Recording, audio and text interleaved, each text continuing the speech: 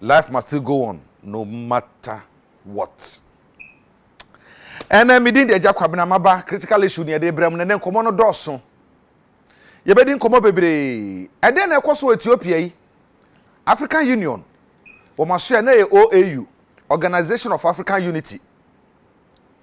Dr. Sajifo Kwame Nkrumah, and then Pennyfo who drobi, Nyerere, no money, one more keka home. Ayi romusa koma back Africa bomu anunti womo to Organization of African Unity womo ti sekuo no ne kuo no mti anu womo de headquarters eko Ethiopia Kropon Addis Ababa entin OAU asesi ya no African Union nso ya union yo you see African Union European Union aka bomu ti womo European Union entin me yedin African Union no kra no ana eme na kakra sanse ye nka momu ne akase African Union ye nidwa o ye ntam sade Europe fo eye no ye South die e wa ma hodo no ntam nkita hodie no enkoso sade koso Europe no omo ye European Union enti omo mre omo kura mo visa omo tum ko bebi ompa bia na so kura ayi ukọ Kenya South Africa Ethiopia ahin bebi a wo beku so nya office answer tumi akọ enti sa e wo Europe ntom de efa no to nchen na AU ahye Ena rebels eyaje Ethiopia man aboso as we speak ye betu asisu dia kasa bebia Ethiopia man kekeko no enye nwanwa se na otwe ya yewuramu ya wieye ya bepe na otwe be wuram se aban no Ethiopia aban na ni amere pa dia etuatefo ekwakofa Ethiopia kro ni nyina afaso a Addis Ababa bebia African Union wo mu headquarters wo no ebedi rebels ensem eti African Union papa bi ni samba ka dia sabi esi wo Guinea ayetu abangu ye no abafo kaseti ECOWAS pasa ECOWAS ya hwe han amade sa bati kuwa ha eti ye no be ECOWAS ya hwe han ma basa esi wie yetu abangu ye no afa na panyefo abotai Guinea samo hwema sumdwemra Mali the same thing happened. Enti ye kuwa hodo aye kan wasam se ECOWAS and African Union no are they relevant at all? Wom hu hia wom ade no mo yankasa ye misasa question no say African Union and ECOWAS ade pa no mo ye asuhwe video ye twaguo no Ethiopia Kropon Addis Ababa rebels no ewura ho mampani no akasa mampani na ekọ no wo se amafo ni nyina nsori Ethiopia fo na wa Addis Ababa no sori mfatuo wo tu afatuo wo se kan fa se kan na bowura na wo ne rebels no nko na soja fo no wo he wo tu se rebels no nya support to the extent say wo hwe video ya bibia di wadan say wo mani abrepa wo mani age nso ampa. So what are you talking about? Eti ni siyasi ya ka African Union na wo hwe me nayi wo giri say papa bi ni ye leaders ni yehwam na ye ka ECOWAS ye leaders ni yehwam for very long time near ye say ECOWAS ye be kan bom ama so fi Ghana ko Nigeria Benin and Guinea ne nasefo Burkina Faso nasefo a ye be use one passport ye be di sika ba krofa ni eco se hwan be pem nne ye tumi nya ho hwe. You see, your leaders, for me, kasa keke, to me who. Your leaders, kasa, they talk. Talk is very cheap, so that's what they do. To me, bibi ama yahun toyen, say ya man from dear so no. As what is happening in Ethiopia now, no. Se kobasa etuatifo rabu su to be for Ethiopia Kropon Addis Ababa there, then AU is a useless organization. Yes.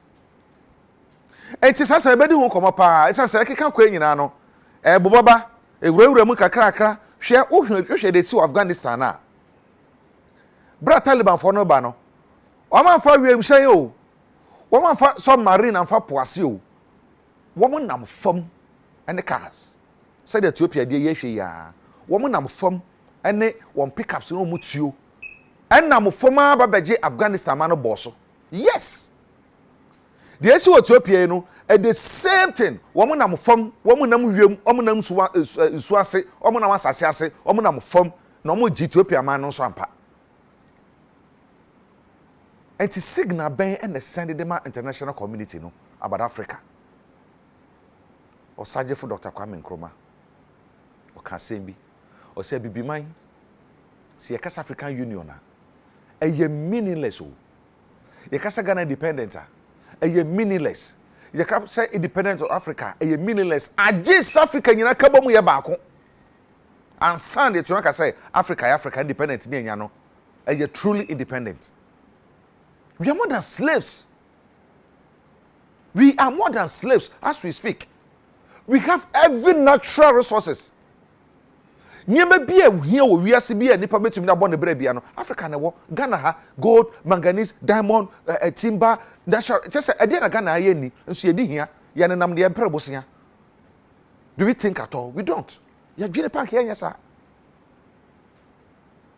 Chedi har Congo. Mineral resources be na ni ho. Hwe ho. Ghana oil crash anka ho. And we are here. It's so sad. It's a necessary to be on person said. Adamakuma so. Afefa ngobon so ho samu ko say ni 6.7 per liter. 6.7 per liter. Otofo egu ke mahwem nasa. What is going on? I didn't ekoso. Ade che ade se nyina oh ti be no mo din o. Ade a omuso mu yi 2 months afiri so me ye ho ahehan ye mpo no. Empo ni o. Omuso mu me sa 2 months ayi na omuso mu yi afiri so amaye no. Me hu fa so bi e wo so. Ese se me kogina pump na se me to be fuel na eye 5 point something akọ 6 point something. And na me ka say 6.7 per liter. Eti we sa 2 months bi omuso mu yi ne me be afiri so na me no mu yi afiri so na no e wo he. Mu yi afiri so na ba fo maka mepe. Mo ye fi so enso kwa na ekosoro nti mu ya na asem anyi aya na da bi na mo dadan ya na why are you taking Ghanaians for granted like that? Sasa no so ebedi ho komo esa asem hia odwadini okodwa mu kofa ne maba wono wow onika truck driver no woni filling station private car no ni filling station abobo ya no ni filling station nchokoto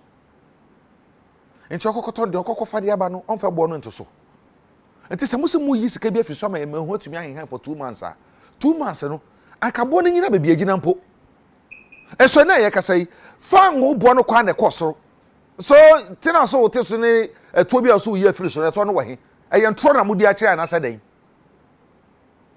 ayen tro na mudi a kire yen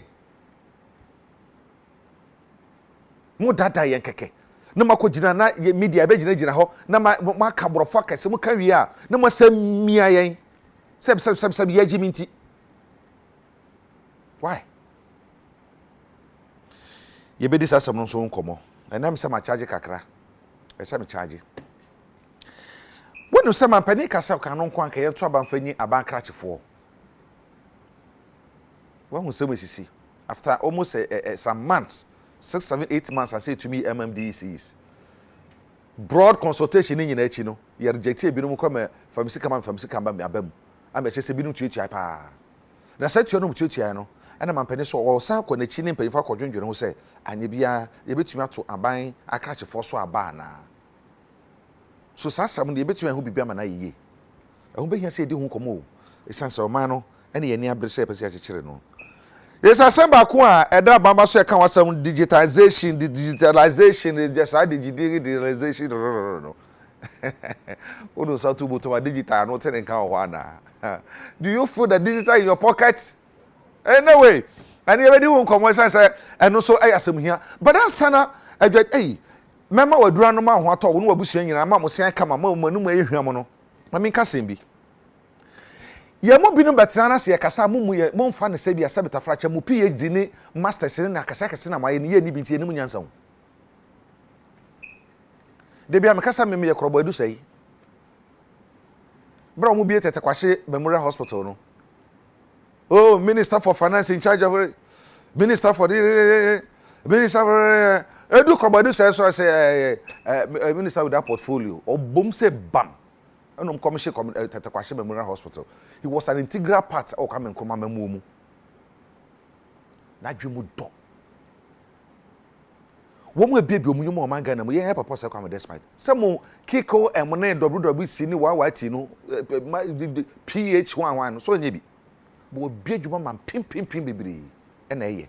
Ye womu ankasa na ye wo ho. Asa na ye nso kakra ye wo ba bi no. Afa bi no eye chain. Ye ka se nso to a na ye akwanso ayiri. Akwanso yiri kakra o. Na ye to nso to a na ye major rose no eso yiri. Ye kan ya sabeta fracha ye mofusi anim nyansa ntino momfa. Muna munim nyansa mo TV8 mu na mo tete bangalows akese na ye sentua mo electricity bill no water bill. E ma mo coupon kwagifo ntino mofusi anim nyansa. Ye kan mo fa anya hwe. Ene senso to a enye nso na ta so bio wo anya na beta kwan so say anya say ka kwan ko ta na ye ko ta bio anya na nso ndi abeta so. And I was driving through from my 7 Akokusi Tantra. Emosia na begu kwan so. Emosia efi enso abanwea from anwea to mosia ene gu ka kwan so. Nso na to ye no. Yet wo say, oh man can just say, between dwene ho na bibi yam say do we even think at all as a country? Ye ka muntie bi why? Na musuku akese na wakwa abroche na ye nkobi no eno nkire se munum nyansa kyen yen yu yeso na nchan no yese adwene nko ani nyansa nko munimu a mum ye kasa no pay sanse ni braba ena no pay me ma waduro ma no abusu nyina mo ato mo ate ye bedi kan e de ani a kire farmer trust wose me nkan kire wo say malaria hanipa adwene pa woni say malaria kunipa organa kyen yare bia ai they kill past every sickness in Ghana.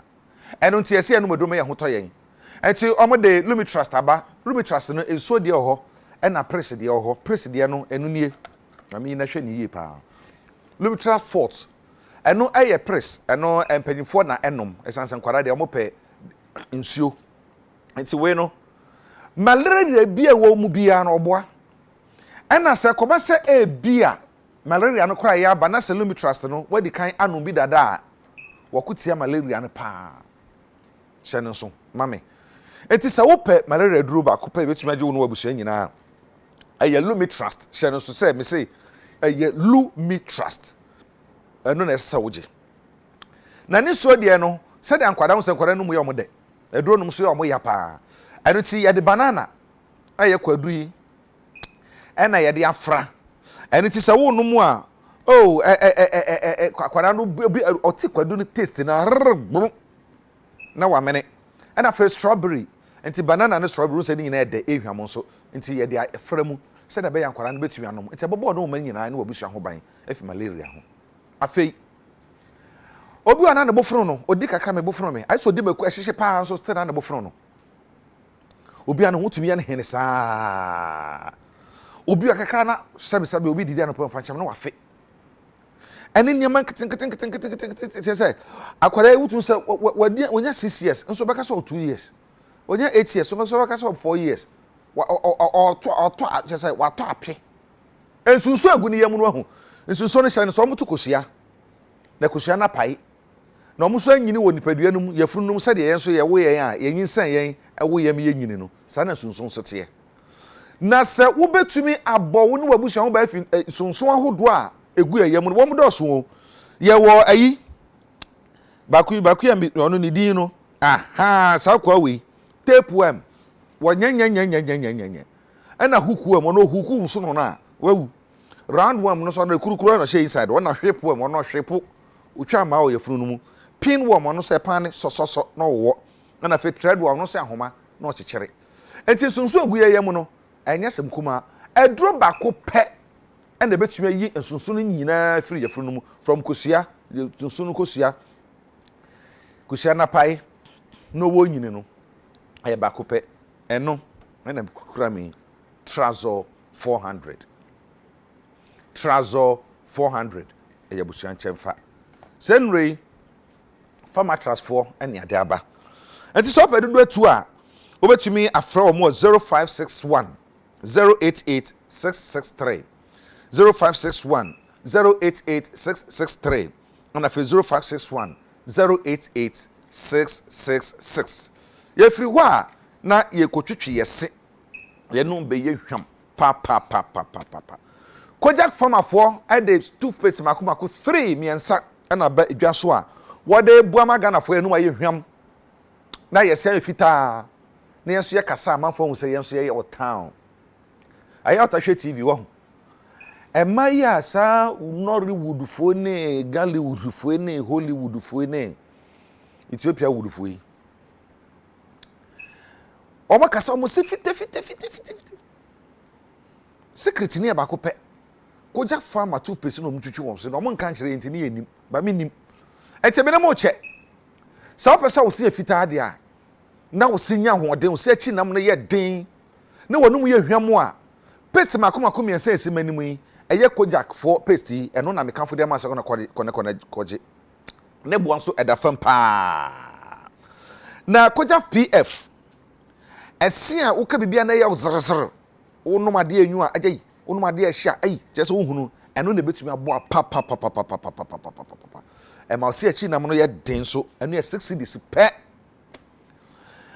kojak PF mouthwash eno nie ye de ohuru yanum eboa pa wonum ye hwam nti se ebia tooth brush na tumi nwura ba bia na wo ye na ko wura ho anti no germs bia wo bia ne bacteria bia wo sianse ne wonum bia no opusu wonum na yi nyina pie na wo sen no eno eye just 7 Ghana cedis pe na sensitive toothbrush no ene 2 Ghana cedis ena yesan wo ye kojak regular toothpaste no yesan the toothbrush ahyem ye di paste no na yesan the brush ba kwa kan wo de ama wo unim ne bo me kan be sere wo 3 cedis eye foforo efo ye de acha okwa enti kwana kofa enti hye no so abusa ni nyina se motwetwe mo se a eye kojak toothpaste ena me kan fo de ama fe kojak mouthwash ena me kan fo de ama procode ye ba ko pa wiase enu nie kojak fo na de ba me no procode ho na wasa me no procode ache pa eye dura me no mo pa won sai se na utia wo ya wo maso ai se de why basa bi papunu ya che obi wansi chese body na ye star bi edro bako pe awo bi ya de obi why nofo bi kojak procode no na me kan fo dem procode de bako pe essence kojak for dem fie bebre na research edafa procode nti wo no mo a eno ano wo na wo se no enti we ebusuanche fa kojak nro de quality uni wo ha bia ko pharmacy shop ne drugstore bia wo sa ebetumi akabi eno nti wo mo na esu yasene ene special ice nso ye kura mi a ene manom a na nadwome no wentumi na me so sa na me sorry no ahoden wo ho na no pa bi body so e na me sensi road oh my ye kama say enyuma kwe na mo so yasa no pa me de critical issue brawo eti wadama moma ye koto nkra ne ye mra ne ye ba I'm telling you we got to fire I say yakasa African Union boboba eden na ekọ fa ngbo a aban hye yebo se wo mo te so bibi amu yi taxi bi se na be ho betu ahehan ye no ebo no kwa na ekọ enti ye kwa na se ye bai ye ntena ye da busa ne se yitua ye ka na se ye ne sen MMDC se won samsam no eno so ekọ sen ene nsama ho da hu hia se edi hu komo no abejafo be krado ne edi hu komo ne ka wasam pa enti mo ntwa mi wo ho na mi num di so enu mu na me san en top no ye ba ye bi di san komo no ye kwa ba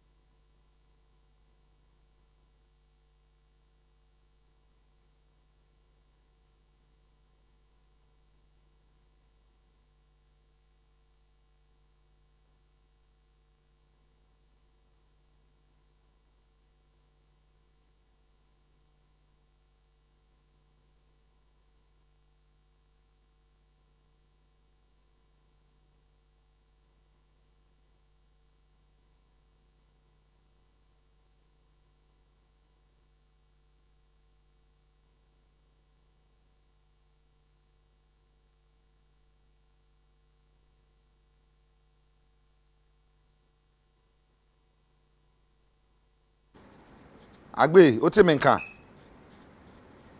Thank you.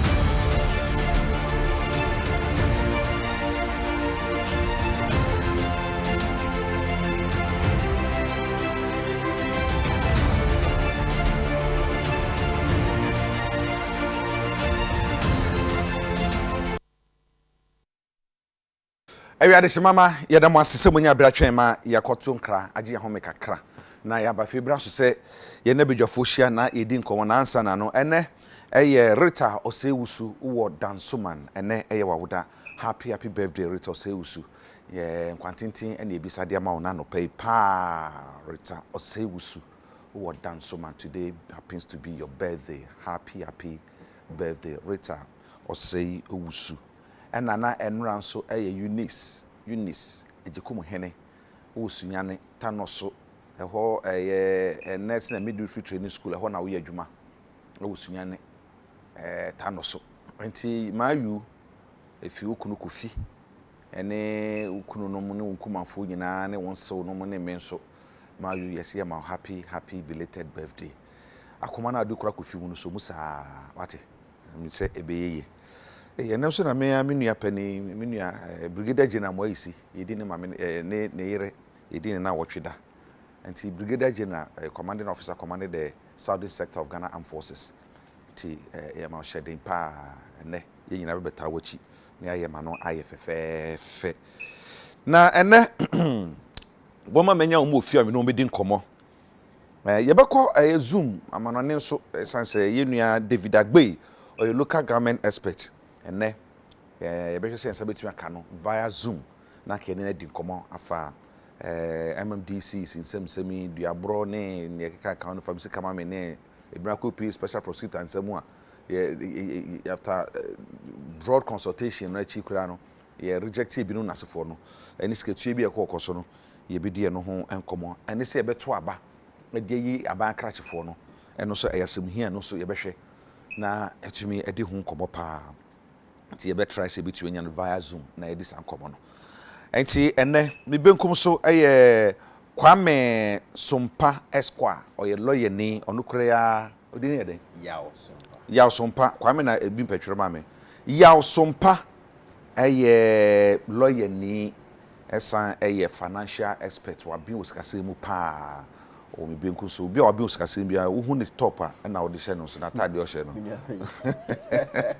enyo bi na be ka chiro sa ko wa bi osikase mu ai na fe mi nua ba ko pe a wayi mi ama na na makohwere hwehwe bebi o sha ko hwe no de na ba enko no na kamene na o bantima bontin so a edi nkomo kakra ka sa mi na yi mi ama sa se bantima fo so mo mpe na so mi de sela na oda so mi nua ai ona bo o chemu aboaje enka ne bantima na hye bedwani de ko parliament sa na sa wo no wa ahwefo we de me ka asama me ka meboa bi so obi a wa bi osikase mu bi na atade na odi hu o hwe ya odie yo hye ya obi nka nkyero sa ko ya ben na wo hwe mi nua so de o hye ya wa hu kola no se sitie no I tell you knowledge nko ha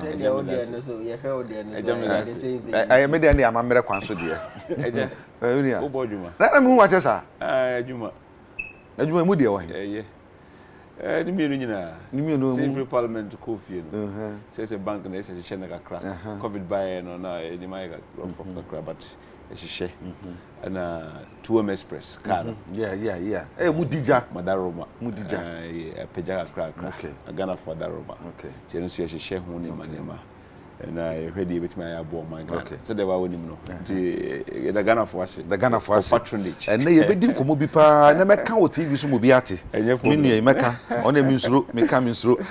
Mo ye ko ama no so na ye ni David Agbe ni komo kakra. Na David Agbe ye ka no wasemi oyobi a ye ba ye local government wabi wo mu ye pa ye ne ni komo kakra emfa MMDC si hu samsemi ya asori na fe ensema wo do ekoso Ethiopia as we speak ye betumi akase rebels no aya Ethiopia man na boso ama Addis Ababa aya African Union headquarters no aya be di rebels no nsem nti AU as an organization me cry me person me friend AU because ye unionized ye nkambo mu nti etumi ka say African Union ye union hwe die dis asem ko agbe ma chie Agya Kwabena je so bibi aboko de oh ye ho adom wo de neso akaye na won se ene ye da ponda memory ti ye chia Ghana fo nyina achia titru memory da kwanwe fo mo wo Ghana nyina me chia busia fo nyina ana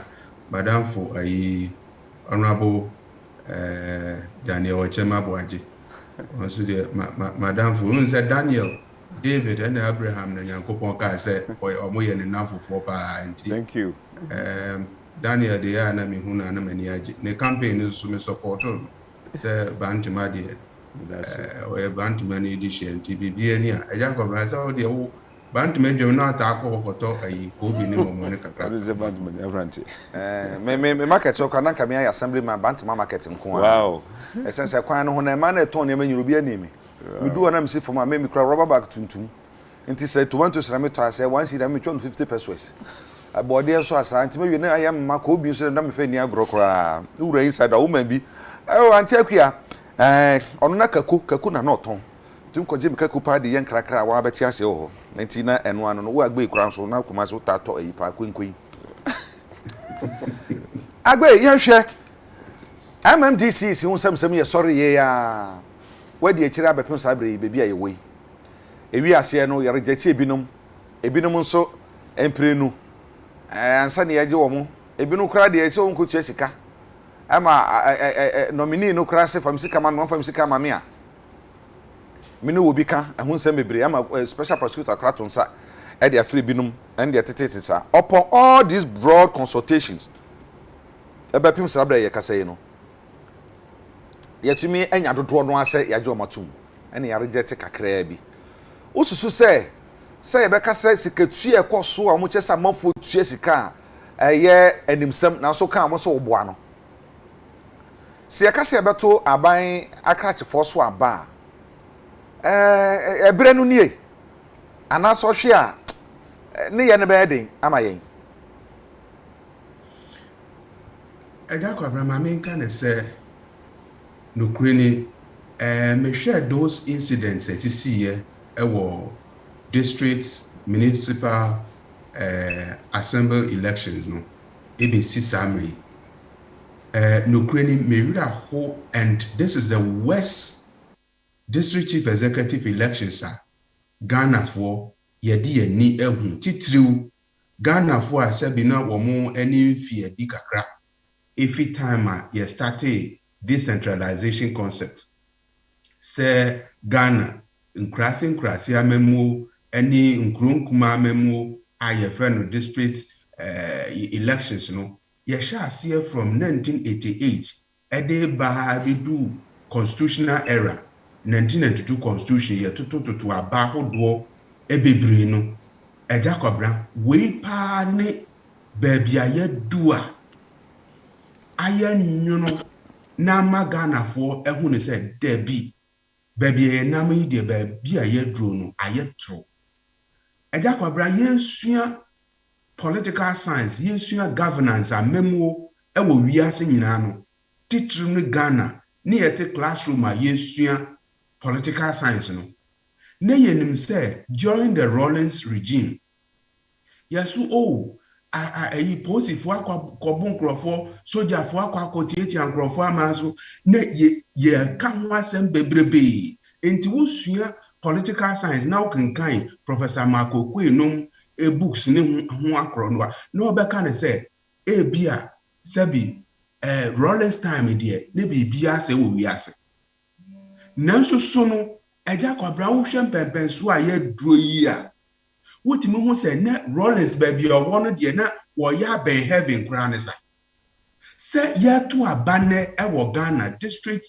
election mu na kumawu abɔnten sɛ DC MCs ɛne assemblymanfoɔ akɔhyia na MP a wɔwɔ hɔ polisifoɔ a prevent no epiapia nkurɔfoɔ hehehe yɛse papa no koraa no ɔyɛ MP no yɛma no nkɔto aba hwɛ Cape Coast ne esi wɔ hɔ hwɛ n'ano Asante Dwaben baabi a me ankasa medi agorɔ Asante Dwaben ne ekosi yɛ sɛ akɔba ne sɛ assemblymanfoɔ ɔmo akɔ ahemfie ne yama ɔmo abu kontodwe te sɛ bi mmɔfra a wɔmo ɛte classroom ɛnim buasesɛm na wohwɛ DC no wɔmo to no so aba wie a wanwini na hwɛ so wɔtototo ne nsa wɔde ne nsa kɔwɔ nkurɔfoɔ ani wɔtrɛte nkurɔfoɔ sɛ wɔmo sika wɔne sika a wɔtua de ɔmbɛfe sɛ sika no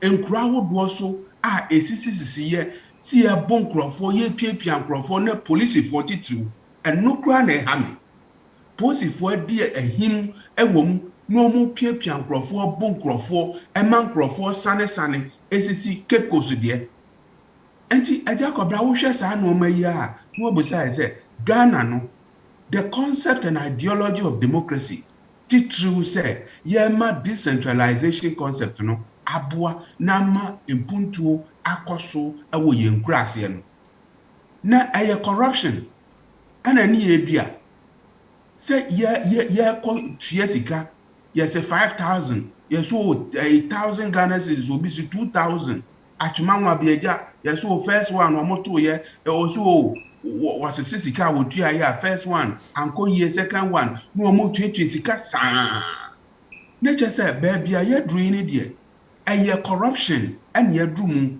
season a yɛduru mu no ɛyɛ corruption na nea yɛma ya kɛseɛ paa ne yɛ wɔn kɔ parliament a na wɔn debate saa issue madamfo honorable Dambotwe ne deɛ kura na etwa minsuru mu kura Agya Kwabena menu mienu yenim Dambotwe nim ne yie papaapa I remember very well say during 1990s me started media work no 1999 our Force FM wangasa woni from that time Dambotwe no were general secretary obey general secretary of the MPP woba baby ane ye adwuma of Fox FM de bia Rollins one mu twabo no say was say decentralization was say gracia memo was say no man nyina na Dambotwe ebe ye a friend is a member of parliament no waba be ye Minister of Local Government.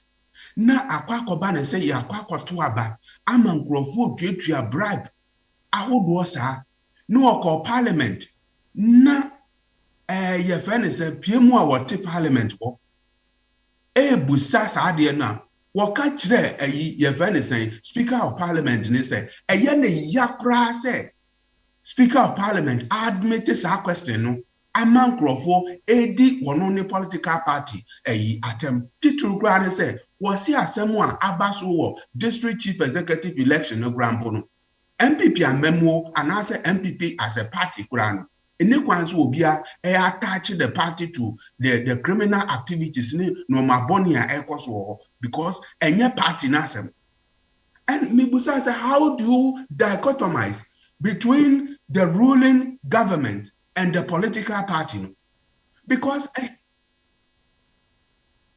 no say yakoto no so aba no man pani susu say wo betu be sense wotie brofo kasa man pani e de gina so e de ko say after broad consultations enti otumu say enye se bi osi gina no de boson ba ko woni wo bi biara osafata say so bi se na sen bia efo nipa na de ne ba no ho no umbehia no nananom amanfo assembly members wono mu nyina kasa wie ansa na wo twu so asem say wei na akọ wonkosima nan mu na say wayi na wie a say amampani fa sika ma wo se fa kotuatua ma assembly members na wo monto ma say wo wantua say eno ano no ana Agya, I'm happy say we follow the trend of the issue and you emphasize on the broad consultation on Mampeni Okaye.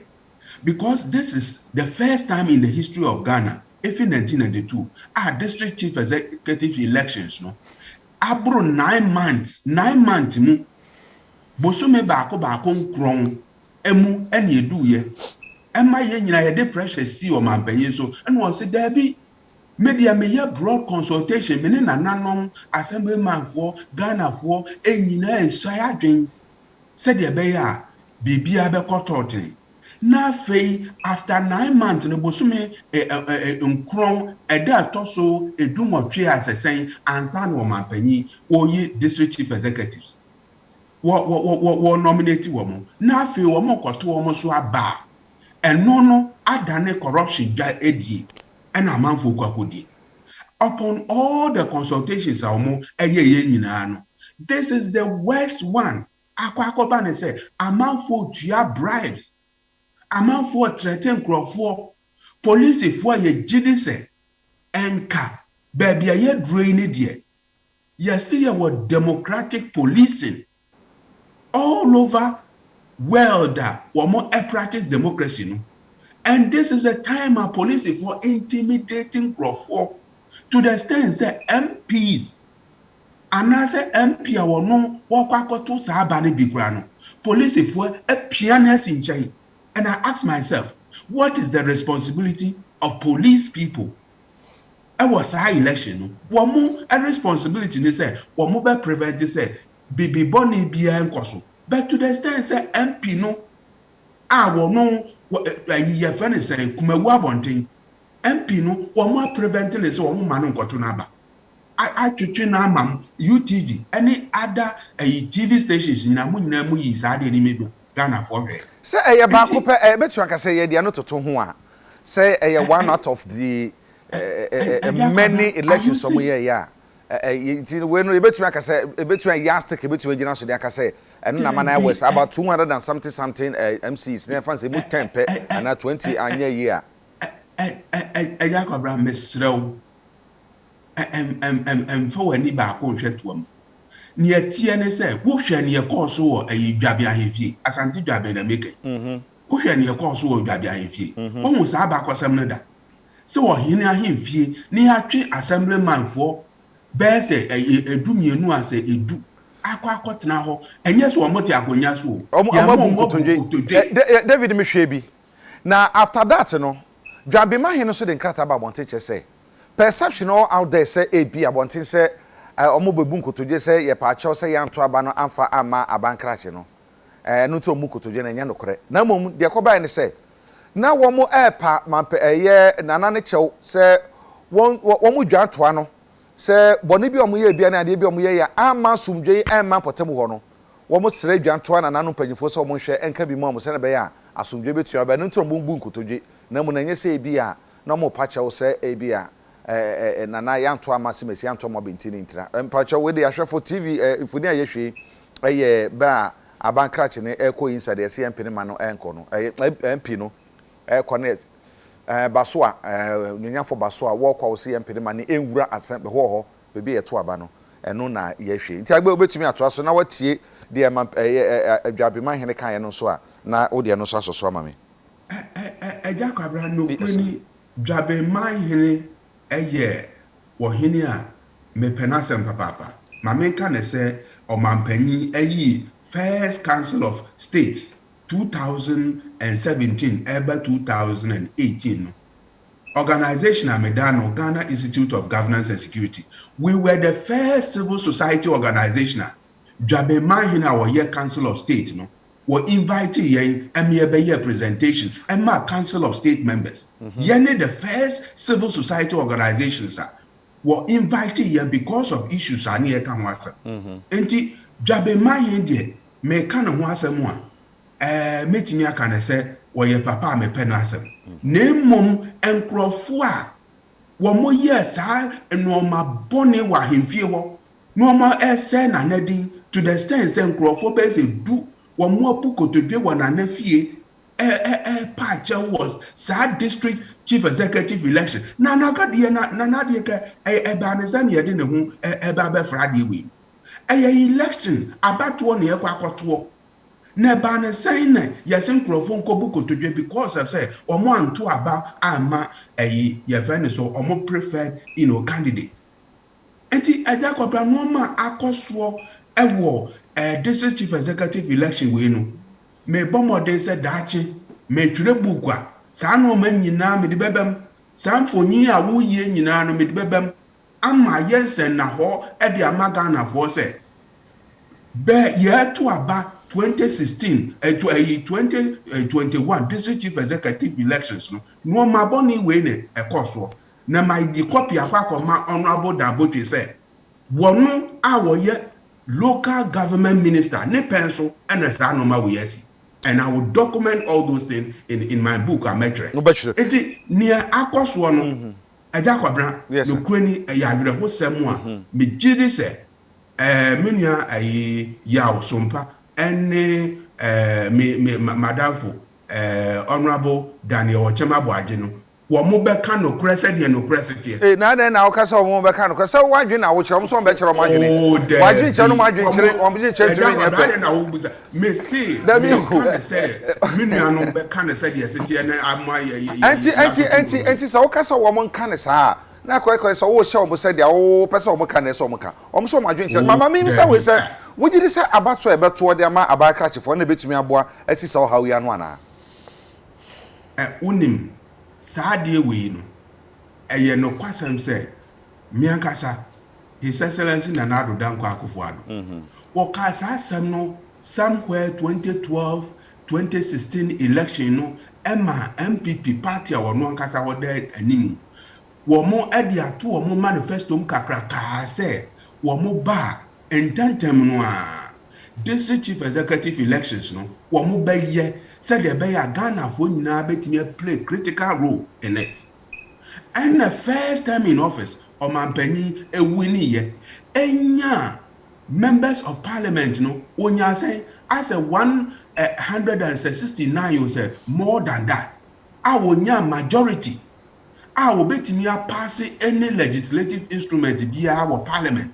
No matimi aide ato saba no.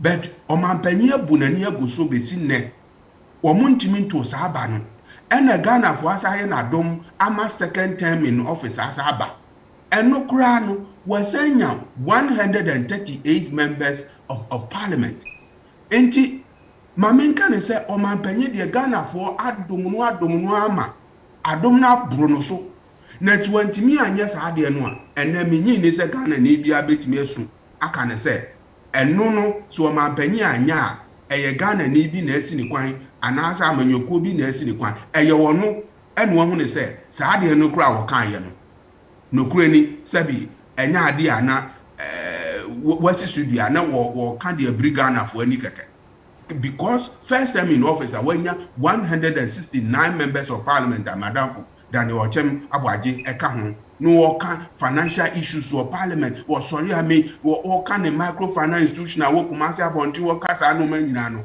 I thought they said they will be able to impress on the president say Omanpanyi ade a wo kan ye say district chief executives no ye betimi elect wo mo ye betimi ato won so aba no obetimi abomoden e de saade no ose ayoyo because it is in the manifesto but ye hu sa no man enti ubusami a mamenka ne say Ghana for de nanka Ghana for gidi say ni Omanpanyi aka ne political party dey to manifesto no omo de be adwuma but akwakọ ehwiabo ye fa ne say wo kan ekura wasma kan zmanwe nti Omanpanyi kan ne sa keke ene Ghana for tie ne sa nti me gidi say ade ne sa stage no ye twam ewo ho Omanpanyi kan ye ko mini ya no kure ne ko adi ho adwuma okay David me da say wo kan ye ho hanti no wo be hangi wo na fe maba studio ba samba ho back na fe Agya Kwabena wonim ne enti ana me ka say madam for honorable Daniel Ochemabwaje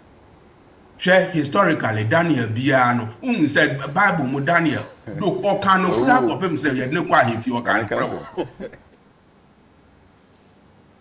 Bekai. And here the Daniel to Swa, no crack, and yet the Amawo, and anything in I say, what you said, Daniel to Swa, no crack any idea amount. Odi Campa, on what you about the show, some year came in a bank crash for about 20 names. Me, I did about one penny, and I'm said, I can bet to me at me a break. I didn't, and I said, a chay. Number 4 we have the man, no man, no way, na fe na man, na Busubaku, me, no me, and son, no means where I feel or back and say, or yeah, broad consultations. After all the broad consultations, you know, you know, Bakumi, no me, and son, no numbia, and never be answered and quay, my sister Crano in the history of Ghana Crano. A bank crash in between me, you know, so you're to know, but between you could drag say, me must from Sikamame. I'm from Sikamame, make sure say, from Sikamame. What you discuss? Well, maybe trap may necessarily transfer me Pieto so echo, and I said, a whole MP, Yaman, I'm a name Rabbi Yatuaba. I know some. It is a broad consultation now. You can't say why you can't say, no, the broad on anything. Yo, Agya Kwabena, didn't come and fancy ma wo. Me da se minia. You watch why I did boy you pa. I know what tea for no you my phone na mo penny for. Bin koma tea for na minia ambeshia yawo. Chia na agwezi enchia no. Say Daniel dey no credit no kra na beka. Enchia ba na ne penny for ne kumasi phone na ba phone na ne ma tea for my hair phone na ma do. Bantama doko na bra. Me church because me ba ha che. So chia na say parliament for ho. Chairman show ho. Chair obi a. Poku kwame jesi no ene wo mu akani nyina this football me refi ni din Prince Poku pole awusianfo emi ho ma che and the same some chair obi a but me person me show mu say say me ni parliament bi but I always keep coming emra be here bia me njamo na Agya Kwabena isa sama ye kan election of local government election ekokoso asem no kan ba kope panindie yo panindie ja leadership is hard, sometimes it's lonely. Sometimes you know Mompanya Kufado, you know, you know mobile sometimes with all due respect you cry sometimes because and sometimes cry is very difficult to communicate the opposite.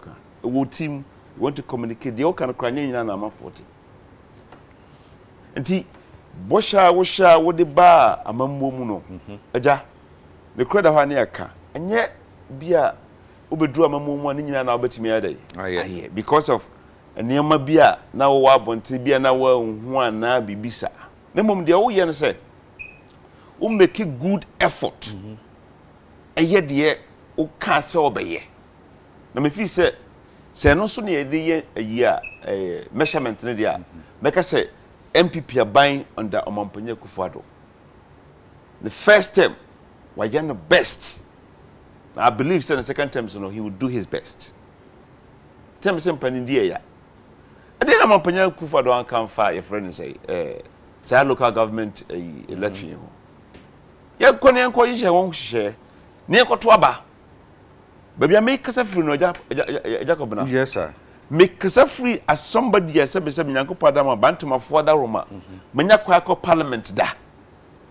Na Agya Kwabena empuntuo manfo pe potamo wo member of parliament wo de ne sa wo yemra wo ne ade mpuntuo no ebesoawo some na mo se sa board se ba me okwan ma me ye wo ya ma me ye wo na wo wa se sa board na sa me so ba na me se ya me kwan ma me ya me kan kwancho me ko no ho ne bebrebe o ha e ka se me kan manka o se shebose no manka de me metimi aye o me nko ama ho odimu as individual no eno na dodo na metaka ye me de me boa class scholarship me boa vacation classes me ma government na badam obi ahu town hall meetings and me throw me book no 160 pages and ma me ye nyina over 130 things me throw nyina go and most of them they me kan me to me ye but some ye quite those things no and no ye o kan no wa kan ye say obekwa ko lobby what I say ebi so ho ani enim tie kan na ekodu parliament ni ehu se yes I net ebi an nte sa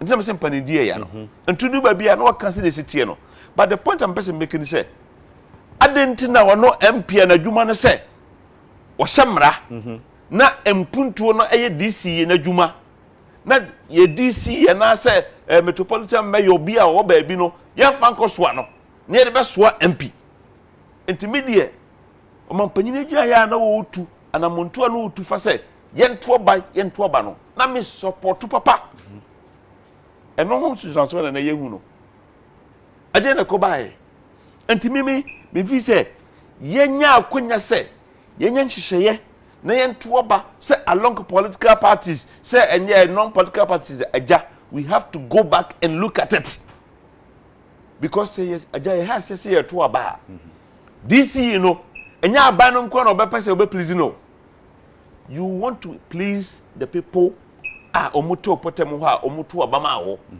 entu be yam puntu nyuma bribe right tutu money pato mama ye no sane mani nyina so be dey ebe kofom enti DSC aminu agwe oka virtually o ayi say Zuma oka nyina no obetwiro book ode be ma we ode be ya abakosema to ho no afa bi no me support no say antro book no because eye enema asisi a esi sua de dey efrim metie nyina metwetwe bebe nyina me mpa bo no say Nyankopon kan nyina Ghana fo akoma MPP NDC omampanyini any all stakeholders na akoma ne enke humum say de SCCC amayen come together na yen to na mo a etu a ebema saa abato no a ese happen local government no e happen na ababi betra so na ebi ye MPP fo sanse MPP fo so ba bi a ya wene this is ni nyina ebi ye your friend say NDC fo sanse NDC fo so wene bia sa concentration of power no power na nyina ko gina ba ko fo nsem no eso bete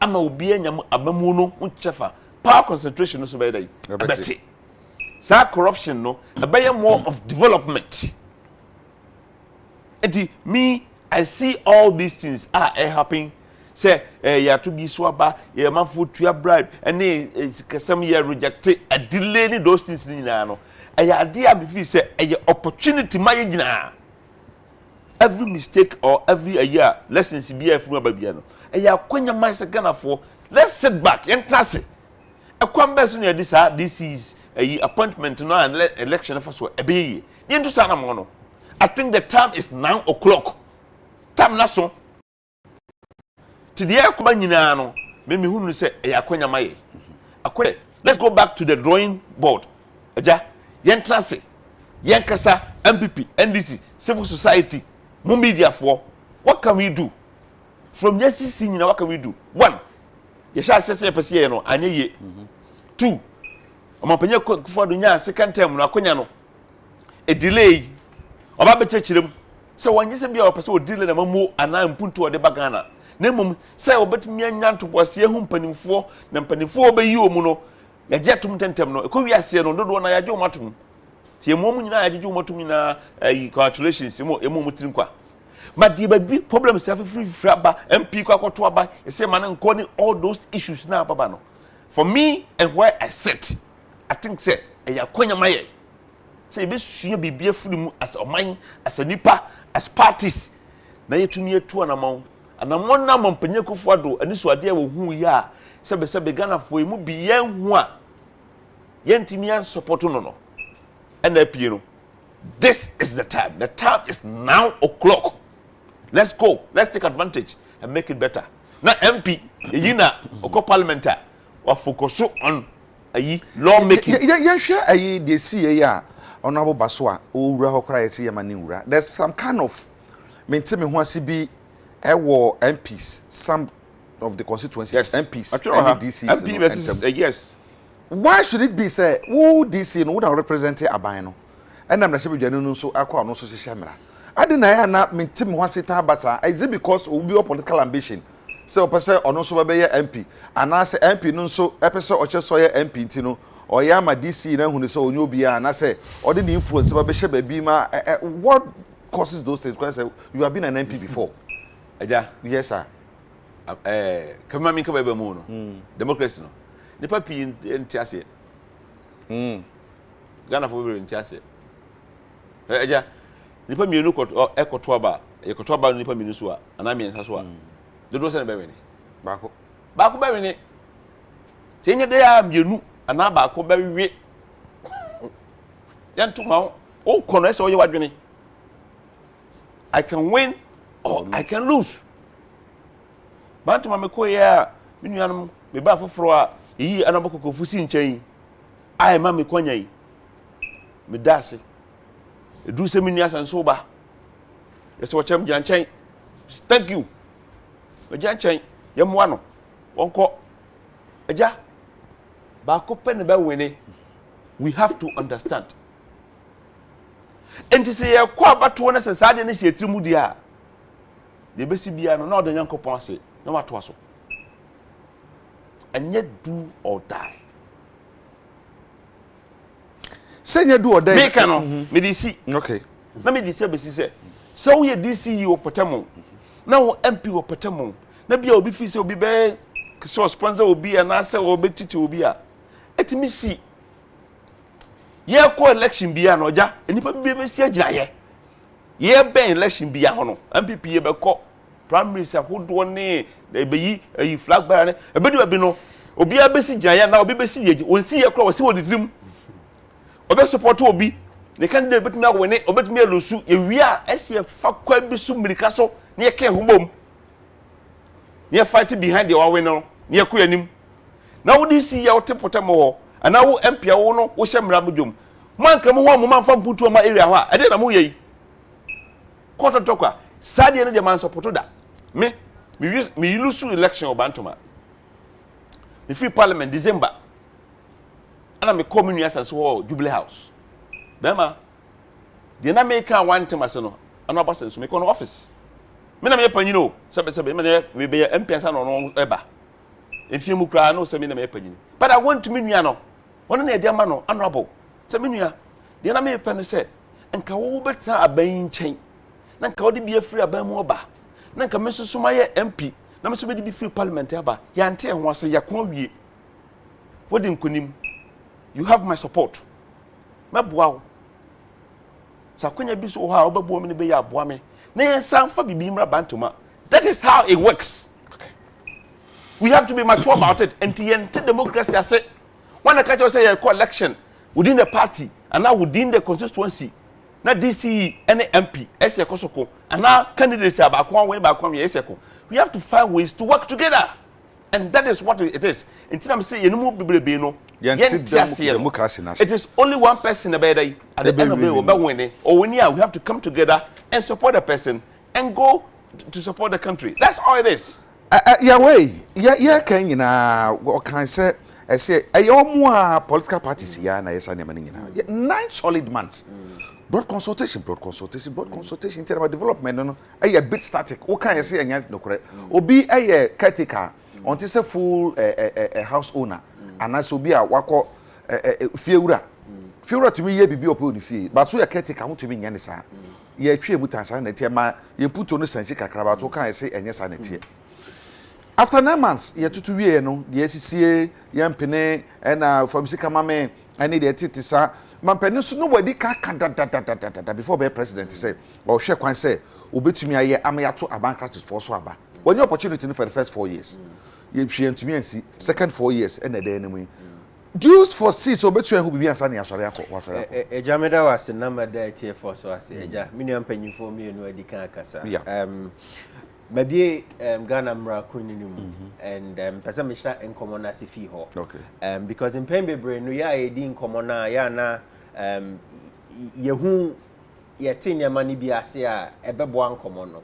Inti wo hwe article 245 the most important thing and the dikan am person make can say DC and MC you know is responsible for mobilization of resources necessary for the overall development of the district. Okay. Mrakunini no ye mra pon sa na kire nje se saban kra chi na adwuma ne se obeboaboa sika ne niam ahudo nyina no ma mansi ne putu one na adwuma no no inti yete as say DC and MC no na adwuma potting ne say okoboaboa resources ana ono na ekope nipa ono ekopa hode ono ekope nyansa ono ekope nimde obedi anim ami achichiri mensini ana mantam na enkomo no se ni esidi no besesa okay nti yenya ti ase se DC and MC na juma potting ne say mobilization of resources for the development of the district and as a municipality.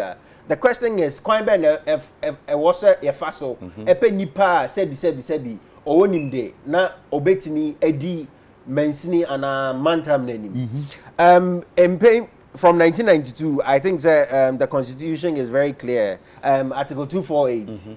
Oche say political parties, about local government, and so in terms of participation, okope this year and I say local governance election, ankran no na obeko, onko party. Make I say referendum idika, the reason why I am concerned is the question of whether or not say yenkoto abano or MPP in the NDC and as a political party lines was the biggest issue. Inti the idika make I say omanpanyi ye hu bibi. The idika say yenyina na yentimi anjantum that very essential question you say yema manyofo kwan no munye local politics and na say mo munye local politics me check my dream but me sure say my dream here e Ghana fo nyina yesusu say MPP ni NDC for yema omo kwan no mo me local politics and na say ankra wo mensini ni mantam no me check my dream but answer na me check my dream yema me answer na me pesa make answer again ubi mrakuni no mo article 240 the essential goal ni say na de yenyina ye hwehwe ni say local governance will be very decentralized. Inti sebi minana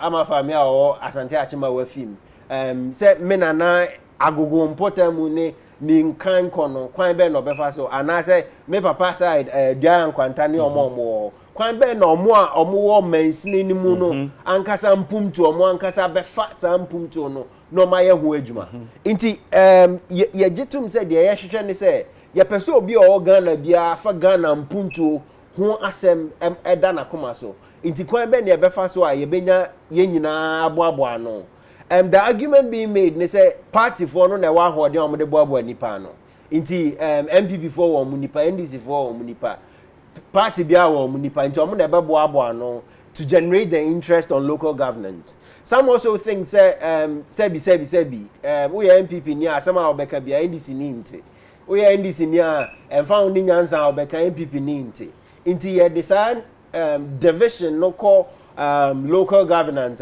na say ye koya na say by because ye ntimi nye bibia amfa.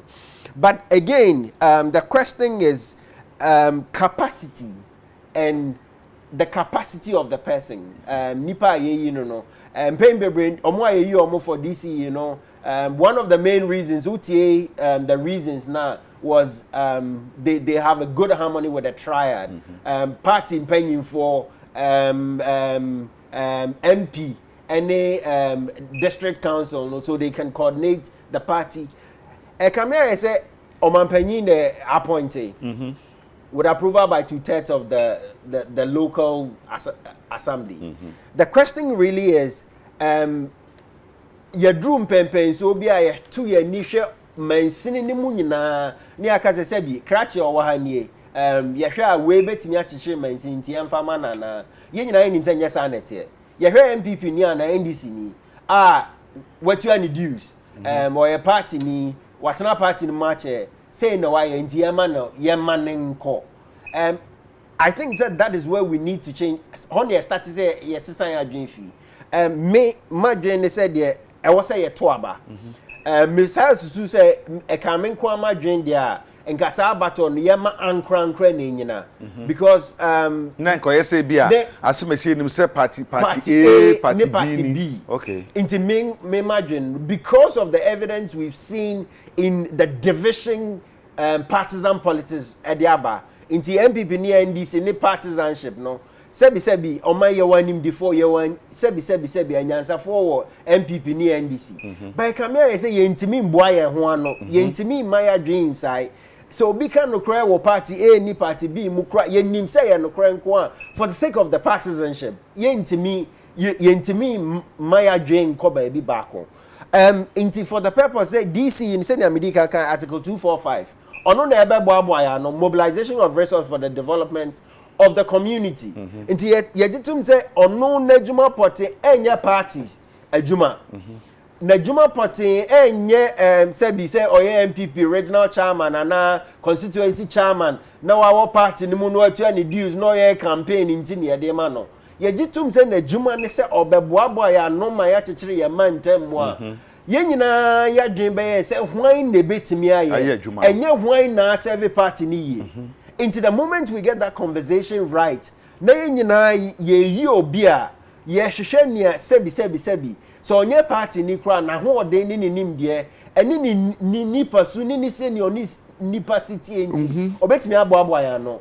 se yenya sa nipa no na sensa nkomo no ko se ye nyina ye ma ya dwen enko nti e koto aba ebia no ye party ni but ogina se ankrankre oye campaign sa ankrankre minim die nie ma ho odi nie de metimi aye even though he belongs to a political party and your party ni ticket no dey call na mo me ba as an individual from a QMT party nti mo hwe minim dia me won party ni na me ba na mo minim dia me won na me dey ba say mo hwe so na mo fa to aba na ma Jacob na sa pepe na make actually 2482 a political party shall not endorse, sponsor, offer platforms or campaign in any district assembly or lower governance unit. There were people who were reality on the grounds. No. Me clear boy. Wadaruma, what I mean? Wadaruma. Assembly members because of you. People who were on the ground. Oh, in paper, no. Yes. Paper muno adwen bi tachi senya ye ni abusuafo di nkomo e wo sesa adwen no e na ye nyina ye kire sa adwen no na ye hu se nyansa ben ne ta sa paper mu adwen na chi ni ye nyina ye gitum se sa paper mu adwen e be boa ya na ya me adwen akọ se ye kofo ni se oh sebi akronfo wo wiase nti ya fa ni se oh ani nipa bokro no nti e wo paper mu se obokro no enya nti ye mo bokro no a sebi oman ye kikire enye nti asema make and say I think say for the purposes of the functions in 245 which is obeboabo ye nyina ya no partisanship in local governance would destroy local politics in the sense that promote and I say wo kwan e be ma ye nyina ya kikire oman no having said that I think say niakoso no it's unfortunate sebi I don't think anybody can condone it. No. But the lessons are rife. I think that's in the mini opinion kind. I'm running CCA. Say yendi san komono ni enka se Ghana for senior because answer na yebemi aniako amanyo sem ewo nkron kuma ni nkron kitwa so no. O mining kind kono beka kakra. Inti ye nyina ye me adwen sai say DC no hu hia pa onye lesser to the MP. If I dare say ebia no hu hia kra cha MP no because MP no ko shemra ama my money nyina but wo ankrankra wo locality ni mu MP ni negina ho abankra che DC no ono ya ban ho inti say MP ko shemra ma ye nyina ye to no so abade a na de obehwe ye mpumtuo wo local no I also local people must have a say in who becomes the DC, irrespective of the political lines. Inti Jacob na me ngasa e di kind no. Hona madwen side. Ye betimi ato anko. Okay. Listen, me point in say. The all kan here, emra na all kan ho asem. Yen kasa. Ni ehye bibiase. Any ya start. What am I say? Say other say be according to political lines because that's what actually happens. Or some of the members baby we are to be crack as me ha obvious you person be to say sebe hypocrites the entrancy near shemra no near the ba near see a political lines and I political lines yen chase ne yen kasa na enye bibi the make no okay me know ya yes okay yen ni komo enti yen komodie na amafo messages omo dia ba na pesa me kan bi pa na it's unfortunate say I don't know where the message has gone to me try say me sabi to me aka na message bro because o yes abe ha me na yen ni san komo ye bia ba Okay. Also, Kwabena, can you tell Honorable Ochema Boade, time is 9:20 a.m., not 9. 9 o'clock. 9 o'clock. The time to discuss the issues is now o'clock. Now. N-O-W. Now o'clock. On Saturday, 9 o'clock. Me dance na Kwame OPK. Me dance papa. Menyan Asabio say very disappointed government. NPP has done so harm, and a lot has regret voting them into power. I wonder what is going on. I wonder what is going on. But is there saying that? Are they saying that? What is it about? Someone is saying there's no. Someone is saying someone is there saying that. So it's what you party can say. I want you to know what cancer na money pano. Now what to actually. As you people don't want to tell the truth about the government, it's very disappointing. Oh, sir, me that say. Message na here. I will say ne birthday or that me sure na making kind. Na yeah sure. Asamba ko a wo ho a anu aye hia ye kan wasem pa. Hu ya se kan wasem pa. And say betumi aka say the issue of Afghanistan no ama wiase nyina ehuhuhu. Esanse yenim se na Taliban fo ni omniama omusi yefa. Okwa mo fa so eje Afghanistan kuro no boss no. It was just a matter of ayi na kakra mo tumi do bebi o maduro no. Ethiopia, as we speak, Ethiopia folk we I'm going to dimpo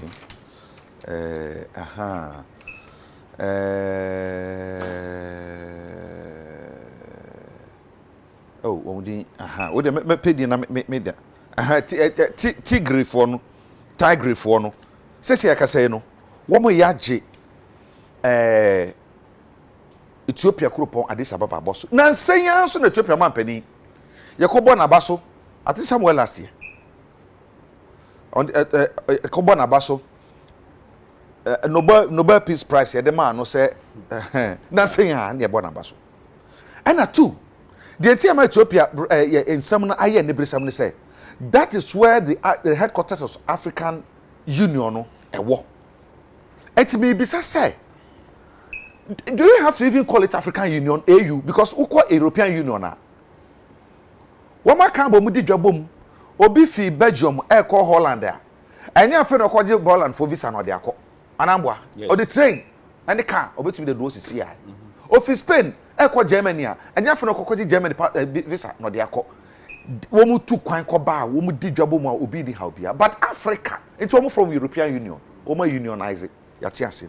Africa Ofia Kotogo a odu ose quarantine. Oje wo tu bi krata wo ID card kwanso mo ewuram. O ebibini uso ebibini. Wo kakasa no kwase quarantine wo betu ansa. Ghana na ye de agugu mu ma kakra. Ye from African Union.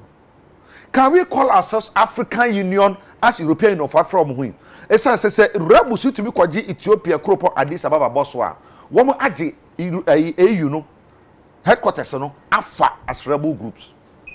You nyina ebe useless afa so bia de so ete won ko agbe so na misa agbe you sam you know you bet me a friend say African Union.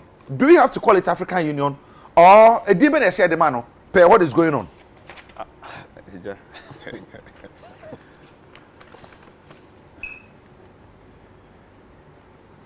What's it say no ma boni e koso wo ye Africa continent no eye enugwase emma African leaders and baby aye duro no e kamia ye say the vision Kwame Nkrumah de ba ye say Africa nyina ye nkamom na ye momoden say ye betimi aye no ma betimi ahye Africa nmunyam no ye mpanyimfo a womo etia banso ebesin akọ.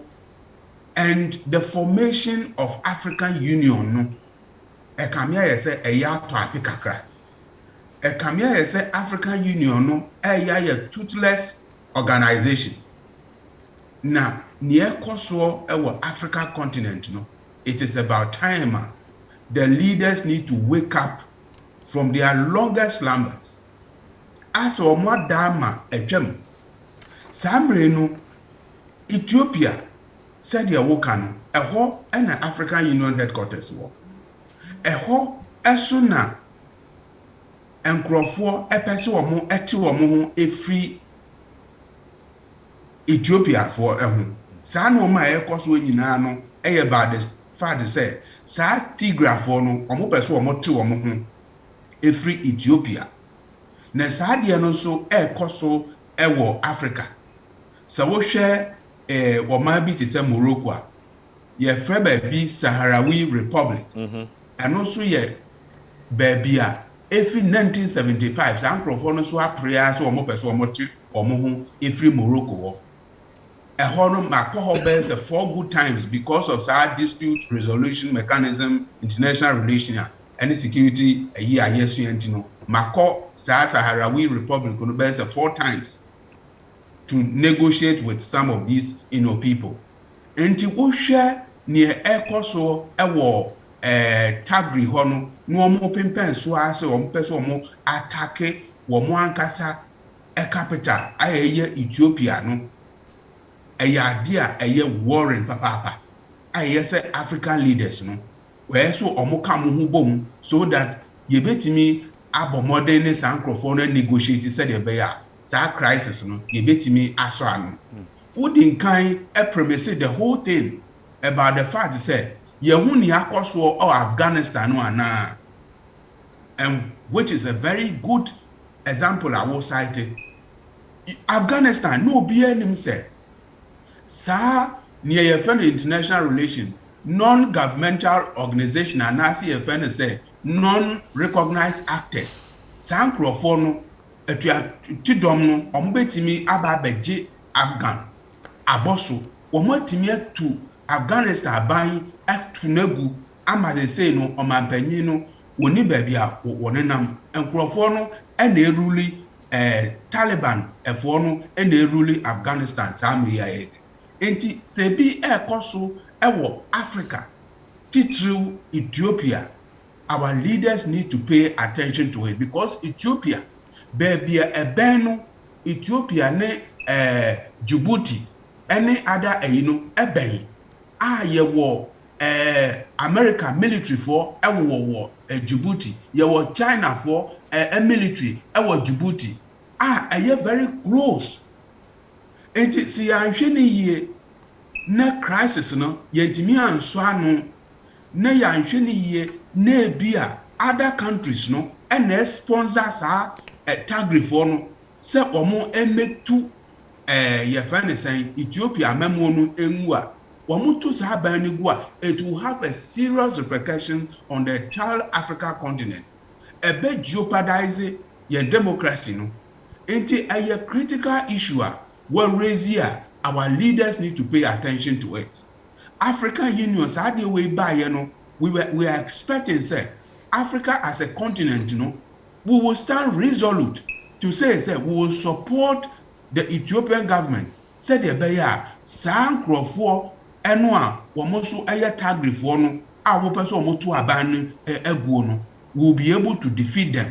But it look as if we are looking on unconcerned as a result of the fact yes, we have a sovereign state, and a sovereign state, assemble, you need to handle it, with your own sovereign nation, but the failure and some other intervention mechanism will take place. But near Kono, we need to send a note of caution to the Tigray for no say, baby Edwono, say omo defeat Ethiopia, amemuonua, nya nsusuanso bɔne ɛwɔ Africa nyinaa. David okasa no ka asɛm bi sesi asɛ ɛka me ɛsɛ yɛse sovereign state ɔman ne de ne ho ti basabasa bi ba ɔman na nkasa enyusu ne internal mechanism ɛmfa nkuntia saa basabasa na ɛkɔ so no na sɛ efeli a ansana organization na saa ɔman ne dɔm no atumi aba mu bi then yɛmi saa na ɛsɛ ɛkɔ no ɛba ne saa na saa union na yɛsɛ ɛka wasɛm no na is it truly an union? Yes, unim.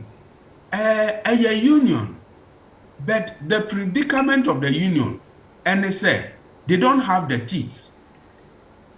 Wamunesia, wɔn ebetumi aka ne sɛ adeɛ wei yɛ ɛkɔ soɔ no yɛn mpɛmu nyae sɛ ɛgya Kwabena wohwɛ Europe se ya Europe as a continent no wɔn nso ɛko yɛ ɛma after second world war no wɔn hu ne sɛ saa akoko no eni kwan sɛ ɛyɛ sɛ ɛba so ɛyɛ so wɔn breaking it wɔn stop saa nɔɔma no ɛna wɔn bɔ ɔmɔden afɔm European Union wɔn form European Union no wɔn abɔ ɔmɔden asiesie wɔn ntɛm ama saa mmere no European Union no ɛyɛ robust ɛyɛ resilient sa nɔɔma bi a ɛbɛsi wɔ Europe biara no wɔn bɔ ɔmɔden sɛ wɔn bɛtumi ayɛ asɔ ano nɔɔma bi ɛrekɔ so ɛwɔ the eastern part of Europe baabi te sɛ yɛfrɛ baabi yɛfrɛ Moldova and Transnistria wɔn so ako from 1991 aba abɛsi nɛ but European Union have been able to intervene saa crisis no wɔn ɛyɛ asɔ ano ama nneɛma pii ayɛ akɔ so yie yɛwɔ nkurɔfoɔ bebree ana other countries wɔn pɛ so wɔn te wɔn ho but the regional body no always no wɔn yɛ proactive enti European Union no wɔn bɔ mmɔden esiesie saa nneɛma no ama wɔn ɛne ada yifo wɔn pɛ so wɔn te wɔn ho no wɔn ɛne wɔn aka ama mentimi ho ase no ɛyɛ aba fam but ɛkame yɛn sɛ Africa no conflict no ɛba our leaders do not have the capacity to intervene ɛno na ama saa crisis no ɛkɔ so hwɛ yɛn West Africa sub-region hwɛ nea akɔ so wɔ Mali hwɛ nea akɔ so nano Niger hwɛ nea akɔ so ɛwɔ Nigeria Boko Haram ɛne other groups a wɔn ɛma wɔn ho mene so and we need to find a way of resolving saa conflict no sɛdeɛ ɛbɛyɛ and jeopardize the African continent baabi yɛwɔ no ɛtoro si anhwɛ no wɔn yie ni antoto saa no wɔn ani yie a ɛkɔ so ɛwɔ Ethiopia it will have a dire consequences on African continent. Ebe have dire consequences on African continent ne yɛ ba studio maybe sa ɔnanya fo chama boaje onim asema bi ka bi no sɛ bi obi bɛte mase yie a yɛse yɛ kuo ya ka bom saa kuo no bi bantama African Union bantama nkoso kuo ntoma ka bom wɔn bɔ bantama executive yeah mo fa men ka ho that's all ka ho uni aka ho ti me ka ho kuo ekuo no obi bia ntina me Europe yɛ hwɛ so no so ofie akwa a wo mmerɛ ofie akwa a wo mmerɛ enti ɔmo yɛ European Union yes yɛ Africa Union and so if so am yes quarantine o free here kwa we don't even trade among ourselves okay recently yes Nigeria for say mo hwanti Ghana for niema bebre koka mo border amanfo ka mo boy no anya sem kuma kra obi nko no bi aba bibi esi ye wo side any bi Europe enti can we call ourselves African Union? Yes. Why yes? Yes. Agya. Yes. It's a good question, Abusa. I think it's deeper than say Obusa no sa African Union and the European Union are the two. European Union said they mean Agya Mexican. It's not an event. It's a fiti and a cabo. It was a process. It's a process. It takes time. But the commitment level no na bechere. It's a gradual process. Ebia enemre ya ewomu yi. Na se man na kokko na nim tentem san say European Union for carbon man na yi. America for say some of the crowd the United States of America. 50 country mark 50. In our carbon. Ti African Union no. Yenye ne tentem the opposite kan no. Yenye ne tentem ne nkamom ne nyase. No time to waste. Yenya sen ne ntimi mfanya dai enkasa ananso so enema bi e ekoso wo Africa anya dai enye but it will take some time the see wo Ethiopia wo kano enye papa na Afghanistan dia wo de betoto ho no so no ese ye ahwesode de ma ye nyina ne enuano ma wo Ethiopia na wo saka bibi se na in case enkofu ya omo ye omo paje omo ho Ethiopia yi so omo etimi succeed no mo fa Ethiopia na African Union agu Agya. African Union ente them. Say ye fa headquarters maybe a dan no African Union is here. We say ejina homa the African Unity or the Union of the Africa no. It doesn't mean say anywhere ain't me meet in Ghana. What do you mean? African Union is broader than just a physical building. Even UTV is broader than just here. UTV, the main facade, and next time be a teeny while UTV will still show live somewhere else. Backup somewhere virtually. The UTV system no, is bigger than just the physical infrastructure. In the African Union also a such. But the open source children some see there and say ya into kwantokwa name paja me ho ama o man bia ka form ne de ekoso be koyi ntino yem panimfo no keke omo hunum keke omumum tentem na montu ayetu am ye kan ho bom se abibiman no yen hwe European Union dia o maye tentem no na ensuo me ho nye den se de ago sika no na enyase enya tumi bi na fanya adwuma na o kana madwene be CD e koso kra o ayi friend say ECOWAS so me say pese diska bom eku say ho econo isi ono econo scan up to now criteria say o man share countries be 15 no minya akwa me parliament minya akwa ko ayi Guinea Conakry ko ye eko transit ko tie de ekoso bi ni ma say gina so ma hihye no kwa ni mu na obi a tumi meet certain criteria na yetimi diska no yenyina diska kro no we meet here na we ate akofom ntimi hyase enti commitment no ba mu ho commitment no dey ho na mo no but economics no structure no development no e different we be meet inflation target GDP target no be so take off on te there ntimi hyada tina make say sebe the coming together no and the strength of the union no and just putupru prekope it's not an event it's a process but commitment na bia said the osika no ye manu mumpaja na ya nyiri honen contentem but I can tell you so obi esunusu got a problems are different because 2015 as I said 2005 because South Africa Zimbabwe with US na call na me manage a project bi ho na me could do one am say wow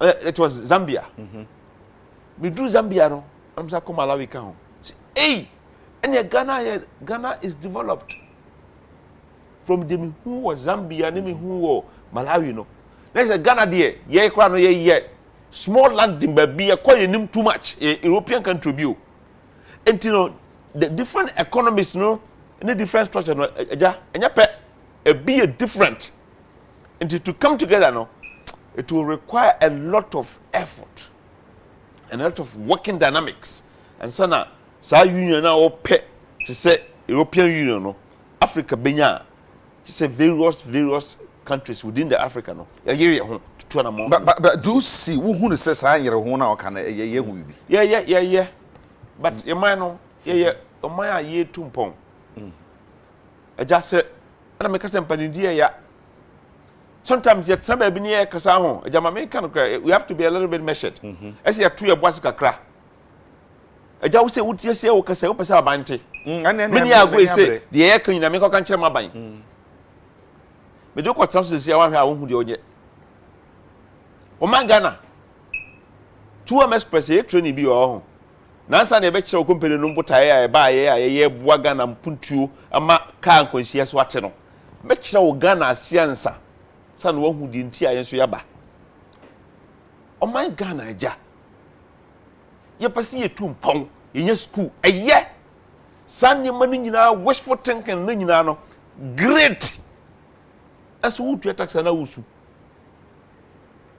na wansi ka na fanya ne na o ka abosia ho asem na me tie wu na me hwe wo TV so o se nsuo tokora abosia na eba wana enkoye aban na aban no me ne wo tax na wutua tax na membitua nya na mampanya kufu ado ko gira ayi lawyers ba so shi waka kire mu se hey mo lawyers ne accountants architects mu bi enipa be 60,000 tax kro mu tua bi aja Yes. Now why can never go your man put South for none yanchi woman. No. And I can digitalization I can want some sir. Digital transformation I can want some. It's gonna help to bring everybody to pay your part. Pay your widow's mite. What the MPP politics now? Okay? And your MPP politics. MPP is developing Ghana. Agya, we've been somewhere else. Yeah, come baby. Men come to me home. We've gone somewhere. You're too quick a crap. They can't have Brazil empire. So far, I think about 41 countries. Ghana is being developed under MPP. Akwambeso. Aja? Adiba kwa mi hu ye, me kwa America me kana ho Brazil. Nyame nkwa na tu kwai.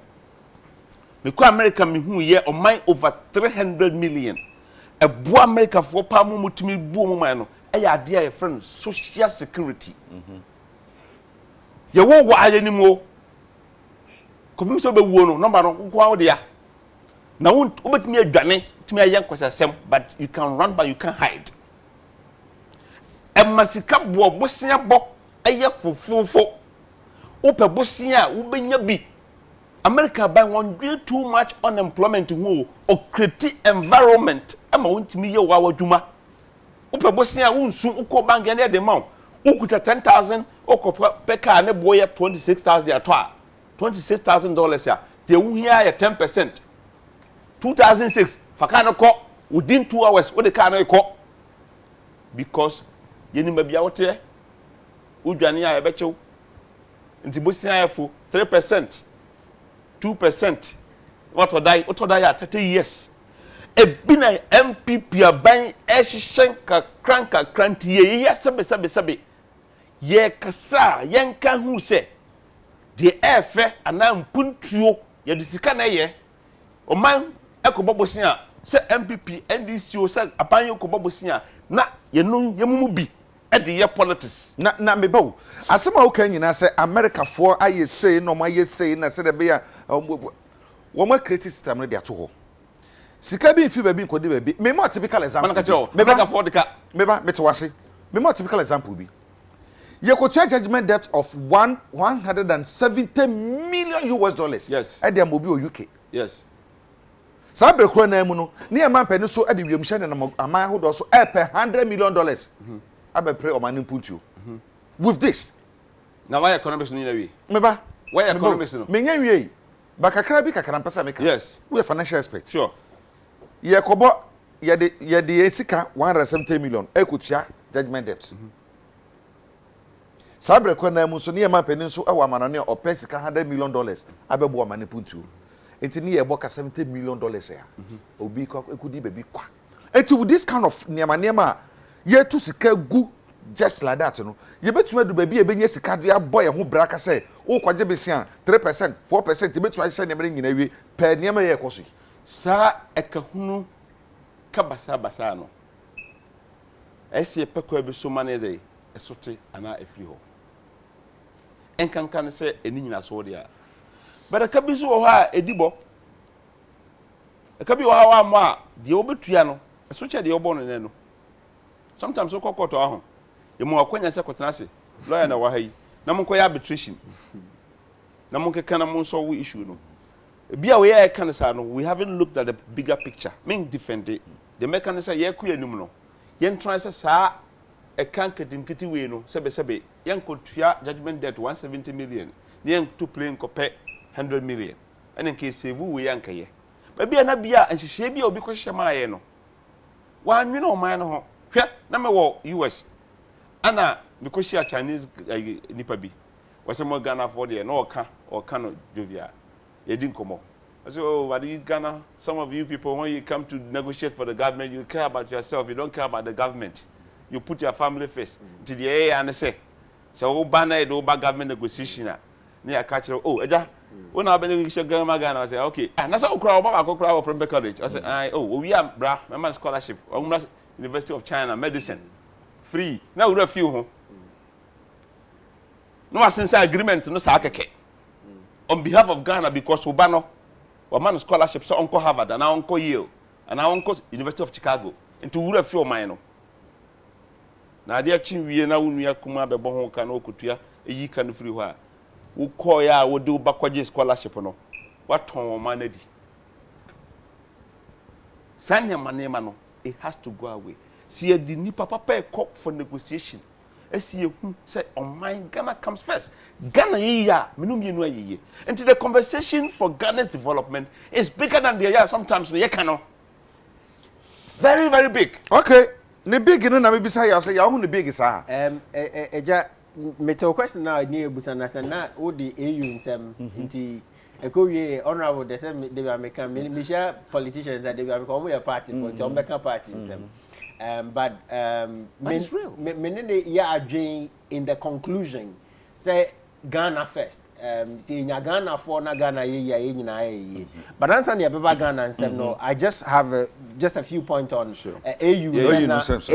nsem na now start I think that I was say yen kind kono as a continent nke betimi a contem kakra but I also yejitum say in the history of Africa mpumtu no where perhaps in time some mpumtu yenhu bida and I speak specifically with the AFCFTA which is the African Continental Free Trade Agreement our headquarters were Ghana usually the politics no and our continental politics need dikan and sana the economy no aba but I think that me opinion I can say is about economics no yanana nom say the dijani munane nam enti za akra no say come dey na obekọ akofa tu say all the coups you've talk about Guinea, talk about Burkina, talk about Mali, Sudan which is ongoing ni nyina no you understand say economics no anasikasem no eka ho so bi ni adwuma na obekọ akofa tu panyi bi petumi na oboabo ankra omuni sebi amrante ne mabawa omuni bibidi normal omu bibi keto bia ombedi nachi and I think that the AFCFTA which is yenyina yenkan yahumom na yendi dwa to say the EU 4 year now okay we should integrate our economies no is the gateway and I think that's anamono air koso which sa na mo no bema se bi metimi atena Ghana metimi atena ebia duankwanta me papa fie na ma ye mponche e oduankwanta se nya mi so aname na ma feed people in Malawi and Zambia se nya honorable kan no by feeding Africa because under AFTA there are different programs inti say there are companies which are registered under the AFCFTA omudiga on the continent. Yes, starting into implementation. No, I think that started 2013. Professor Mills did the tabling. Into Ghana have the headquarters. Integrity. I know for a fact that the secretariat is doing quite a bit of work. And there was a yes, so massively. Me know dream said the security issues holds a lot of threat. Say yan come ahobambo nsem na sebi two days anyama no ebe bonyama ni nyina gu AU Kroya had a project which they call silencing the gun by 2020 which is say too far nesa anyama ni ebe branding nyina ase ye nyina nim say akakakra but the bigger goal agenda 2063 say by 2063 Africa nyina be o man move back on be possible enti 2063 ni gina me no so it is possible me susu say possible and come on here ba no na me nim say we can but what betom obi be say you've brought it to my goal post one of the things I really love is African integration and the fact that mabno enye adwuma enye ne ewo continent and the youthful population the solution is creating a bigger market and yen nyina ya nkan ya ho amoma ABI and kind konobeka kakra nti agenda 2063 is a medaso dia de dikan pa yewe kwan a yen nyina ya befa so e be boa ye nti to answer your question directly it's possible is AU really functional? I think so. There are problems absolutely but I mean look at EU for example. Brexit pointed to a big deficiency in EU. It's not to say I think that sometimes we're too hard on ourselves, but Misuzu say we're making progress. You bet me I bebre aka ho there. But on that score, I think the focus now say nyina ya to say by 2063 nyamecha yenkwa. The question is answer dey do 2063 no. Ye won me Minua or Nigeria and Zambia. Yeah. It first starts with a change of mind. Yeah, attitude. Say you be who you say you nipa baako. Because sebi. The broni ya one way about ya idea wo ho. They say Berlin Conference, partitioning of Africa 1884. And okotena say and they partitioned Africa and by a legal regime utai possidetis, which is basically inviolability of boundaries. Inti on my biano boundary obroni draw and untimi insano. Yeah. Inti Ghana ya draw say sebi akonya bi esi ho. Togo sign chain the boundaries are inviolable. But sebi sa boundaries no ewo team. Ye nyina nipa baako. If you trace our history very well. Yeah. Inti abegina me no so say me who say sebi alata ni ya bibini Zambia ni ya bibini Burkina ni eye bibini nti yeji e bibi su no edikan a yeji nipa su dikan ni yeji e bibi su no etoso a de etoso no ye say meni sebi meni alata ni be ye adwuma meni Zambia ni be ye adwuma and the more ye kan ye ho bom na ye adwen say ye business e bom no we create the frontiers into Mifie and I know there are conversations to make Africa in terms of airline one airspace into and common koso is it slow you bet me ama ahokeka ya we said I see kan e betumi aye but pair our mentality as Africans ni nyina ya adwen no wo hwe o man bia hwe anya hwekran so ya nante kakra ya cross borders ahwe na mabi suban bia said the Ghana yes so accommodative accommodative bia no ukwa other countries sir you dare not go to Nigeria said omaba amaje market aboso mu de bujabujaje omoka say two na so went to ade be na wo ya hye ho nyina what I say the mentality no so hard say ebe dey say bia obetu adan na ini wo hye say dey see ene mafa. For instance, South Africa they see a African country, but almost so many South Africa xenophobia. They see Sanya marketing you join the 4 year ko Burkina ko fan tomato see. The almost form no so mo ka kire wa ebe onwa. Enti nema no edoso. Enti obi a pressure ne de baba de be yi. Obi a pressure de be person me come nyam no so much in Africa chain baby a wo you say with this mentality no dame one say honorable come and go see say Ghana obi a come ko nti o kan Africa na no ka say Ghana o say yes yeah the no the party same kakra for nti me no ya adwen say ya ansesan adwen na ebia just say yesu ba na wasesan nyina ya na adwen so sisano sebi is an art and a science enyina hwe sebi empanyifo yehu broni a ase yehu nyankopon but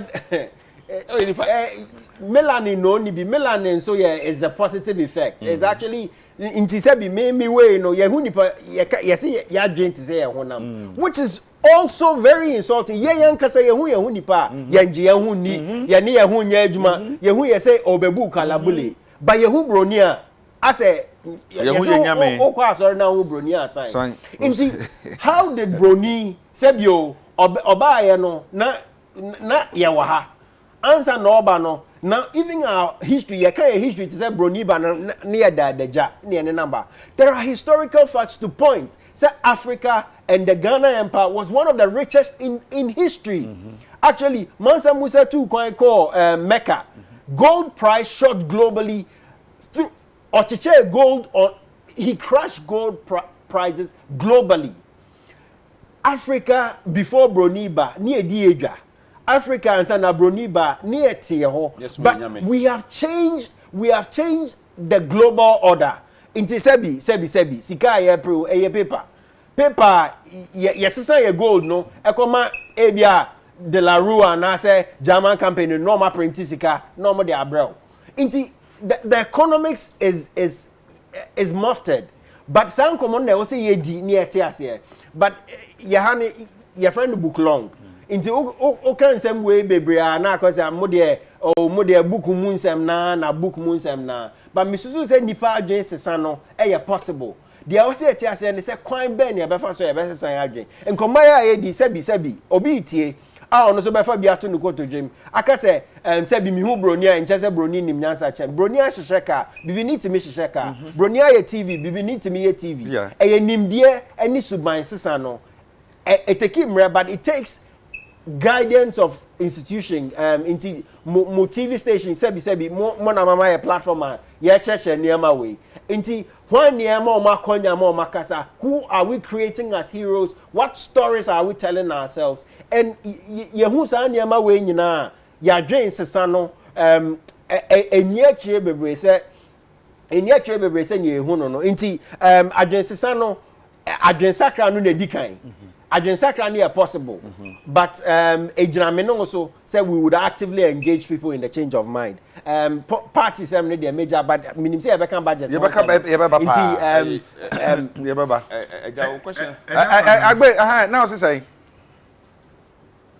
Unim metie honorable Fairness Abuaji, and metie Minu Asumpa. Ayesu omoji tum.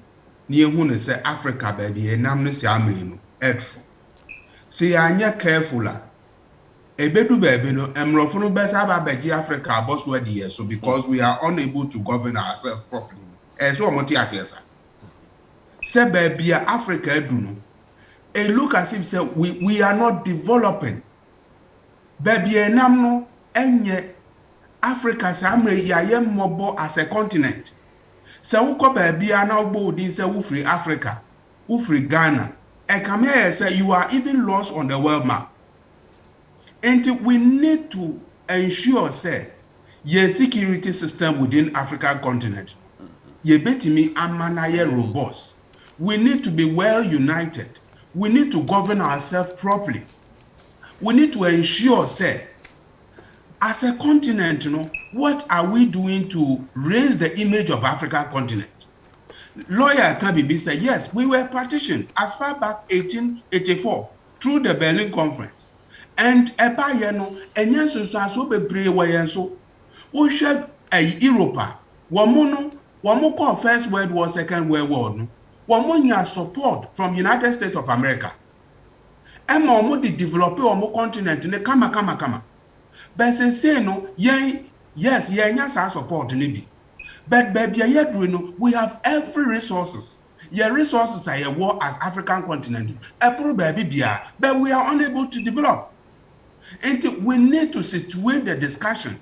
Niye say, baby, maya who 54 countries or 55 countries. And every now and then, we are losing the debate everywhere that we go. And we need to ensure say you better me develop your continent said you be a crab and this no mana ye who or Tagri no mana ye who Burkina Faso ye who Niger ye who Mali any African country Somalia so we share Tagri issue ya woke ya shani akoso Eritrea or muti every Ethiopian through this conflict. And what Eritrea for woman a free your friend say Ethiopia. I must say Tagri for no super so moede woman. Somalia a whole new year. Enti Ebana Sanoa near massa area of the continent, the Horn of Africa no a lot of division ebem a whole as soon as United States of America Samri or more military base our Djibouti China forward military base our Djibouti. Enti see anya careful. Na yentimi ahande ya hu yi a Agya Kwabena wan hwe ya yete wa na mrofo no on the African continent. Until we should take this matter seriously. I say treat it seriously pa. Na baby me no I disagree with him on some points. I also do in some extent. Point be. Say African we are lost and you say in those things now. I think I don't mean anything. Me the minimum. I know make say mature ha. How is who money different? Different.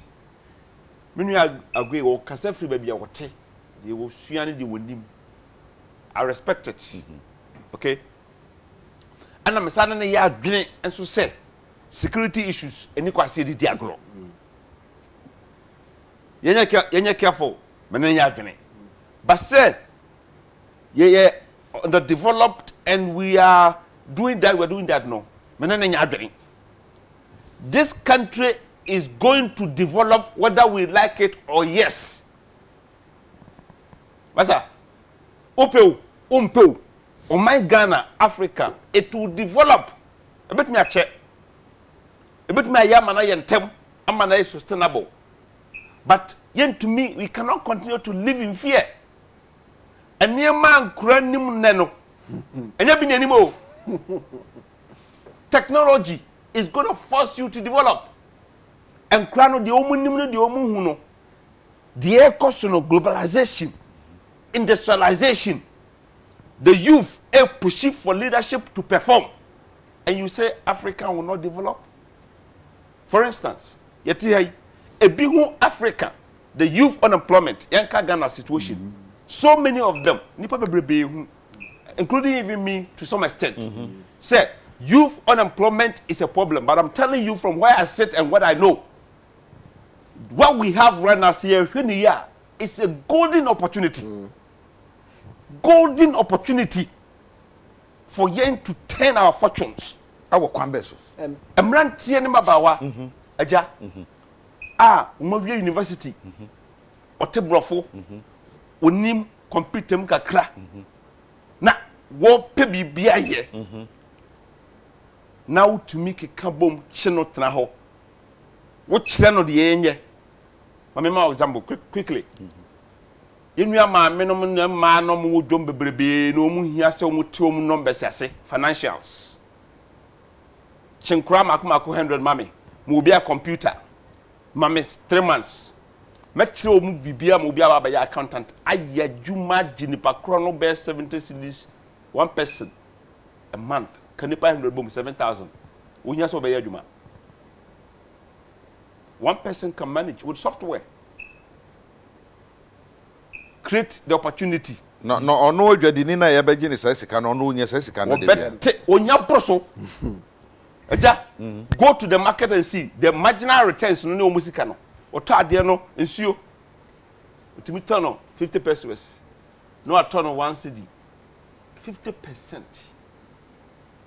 yanchiro mu no muntiase no mu hudani di na fa so mra wo muso no mu nkobo bosia efo na mrante na ye chiro mu ache ma meni twi no amana tene numbers ase wo financial usika wunyanie woto yogo to awade usika we say we say no hu ne sika na nhihye ni ye no ka chen se wontu abe almost 1 cedi a day 30 cedis a month a branch in university no nya customers be 100 ni potom ho a buy man computer 1000 cedis and I turn man of free when your internet Vodafone farmer no call in okay say 1-800 number off from here and carry a media create the environment for the child obey na juma obetwe na juma o kan sama o kan sama do bi mpesa me fam yenu bi na me bisa wa question say o ka bibi about say onkopa besia isi hu no wo fam ene as we speak bank ben and obema besia ni interest no less than e bia 50%. Bank Bay. There's no bank in Ghana here. Obama say interest Obama interest yeah less than 50%. Unfortunately. Yeah my no. O start business ya if you say business no businesses banks e wa ha no. Ya na omuntan support new business. Baba me be scan be free. Scan be free. Scan free normally. My start business be almost about 7 or 8. Normally, sky the ship business aseno. Yeah, ne free friends and family. But then you have to subai. They will give it to you. Sir. No, so mo bi no bi. But Agya wo de wo na for na egu. Mama fan call. Eti mi so ba ma beji bi. Mama fan call. En na maji bi ansa no wa. You say, you sua ade we secondary school from telecommerce. Sources of capital. I didn't know say na yaduma. And na ye kai. Your friends and family. But the point I'm saying is, government so a program, and now my develop it. Or come to America. Small Business Administration, SBA. Almost create opportunity. No Ghana so you have see ye. Ghana buy create opportunities be but they be encouraging more money. For instance, ubetimi anya as youth under 35 years. Ubenya tax holidays for 5 years. How many? Oh, maybe don't we have to take the opportunity and see it and open it? Share, there is an opportunity somewhere. Mamika be intro. Abrante be the ba social media or yen pabwa. Yes. And pabwa ye the BF papa ye boots kura de ka ho. Yes. Ah ba before betumi ahye. E mo de kire so boot ama ye ni ntisanka e bia emphasize police administration kra. E betumi to tobi kra de ma recruit you kra nko no ma hye. Asema okwa no mo ka kire ne say. Sam pabwa na umtumi to say wo mo ntom pabwa e free Ghana. Omo krefi Ghana na deba. And look at it. Abranti wa na abomoden aye bibie di aba. A ono so no eye ho kwan bia onya aye a. Ono so se na dwen owo no obetimi di bibie di aboa. Ode ba aye no abasamutu a onya aye no. Onya free one. Ebe hye obi nkura se mabunu dodo sen na aye omo ma wie e wo Ghana ha. Ebetumi aka se ese enye consumable ade aye di a. Mabunu sen na tu aye job betumi aka se my way dia my nyina no be the market ama ya to ama sise me hu say return say ba se na sise to me ba no mabu do sen ukokagitia ene market wo mo ye mpabo en na sefo ya o mo mpabo awi a no kura ni sise ebi efe pa oya me na me yo na traffic mo me na me yo ono an mo de mo no ne yo no asaf gina kwa so asum tonton sa would that support from any quarters it better say independent to you have to open a day for big discussion maybe open but make a chiro microfinance companies abubu maybe one of them okay now make a say yes business beer and the funny pa 300 I say obi kra adamfo e my bosia at the cost of 60% obajedi 60% na my friend cry say momra o we e adwuma ma no you work for the person we created the base you know be you try to carry ya can your critical customer base you done no opportunities no we have to sit and have a conversation you be sure quite say you want angel investors and kofo a wo hu say bibi wo hu a how many of them exist? If I may, if I may, yes. Just to take off from yes. Mr. Agya, the name is security is important. Important. And any can say to Sunase, but Menene sebi. Brony Bessa Bedia, so that statement seems to suggest that Brony has some superior. But that's the point. You see, that narrative and is the narrative. Sebi, kasa, any idea dieting, and it's saying you see din commonefa. I think that waya che baby no. Yesu say Brony wo or baby kit we social media. Obi say and that no dey care che na abofo nketo an say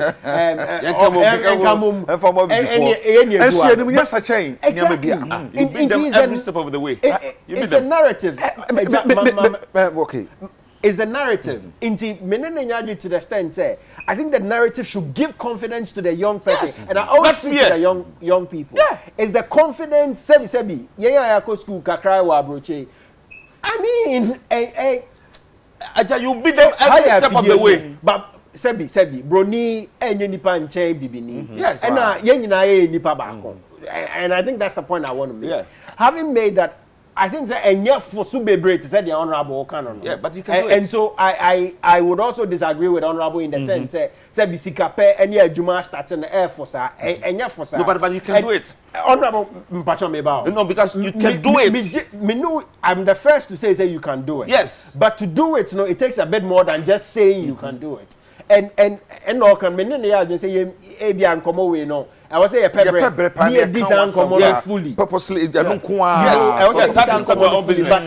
I also think say a part of the problem a skill set nimdie any answer sebi afidie we nimdie no be de hye the ogira afidie echi nimdie no di twa kasa nimdie nimdie eni suahunu ni nyansa yen shedam pe bebrenti ne ebre no Bible say nimde amema ni nti omo yara. Misusu say part of the problem is the knowledge. Into many honorable Yadwin say get them together. There are opportunities, but sebi nimde no form. Yeah. That responsibility or the young person, or it's your responsibility. So sebi aban let me print a book, but it's yours to read. But having said the personal responsibility, I would find the idea, I'll find the knowledge, I would build the personal character, the integrity, build the human relations.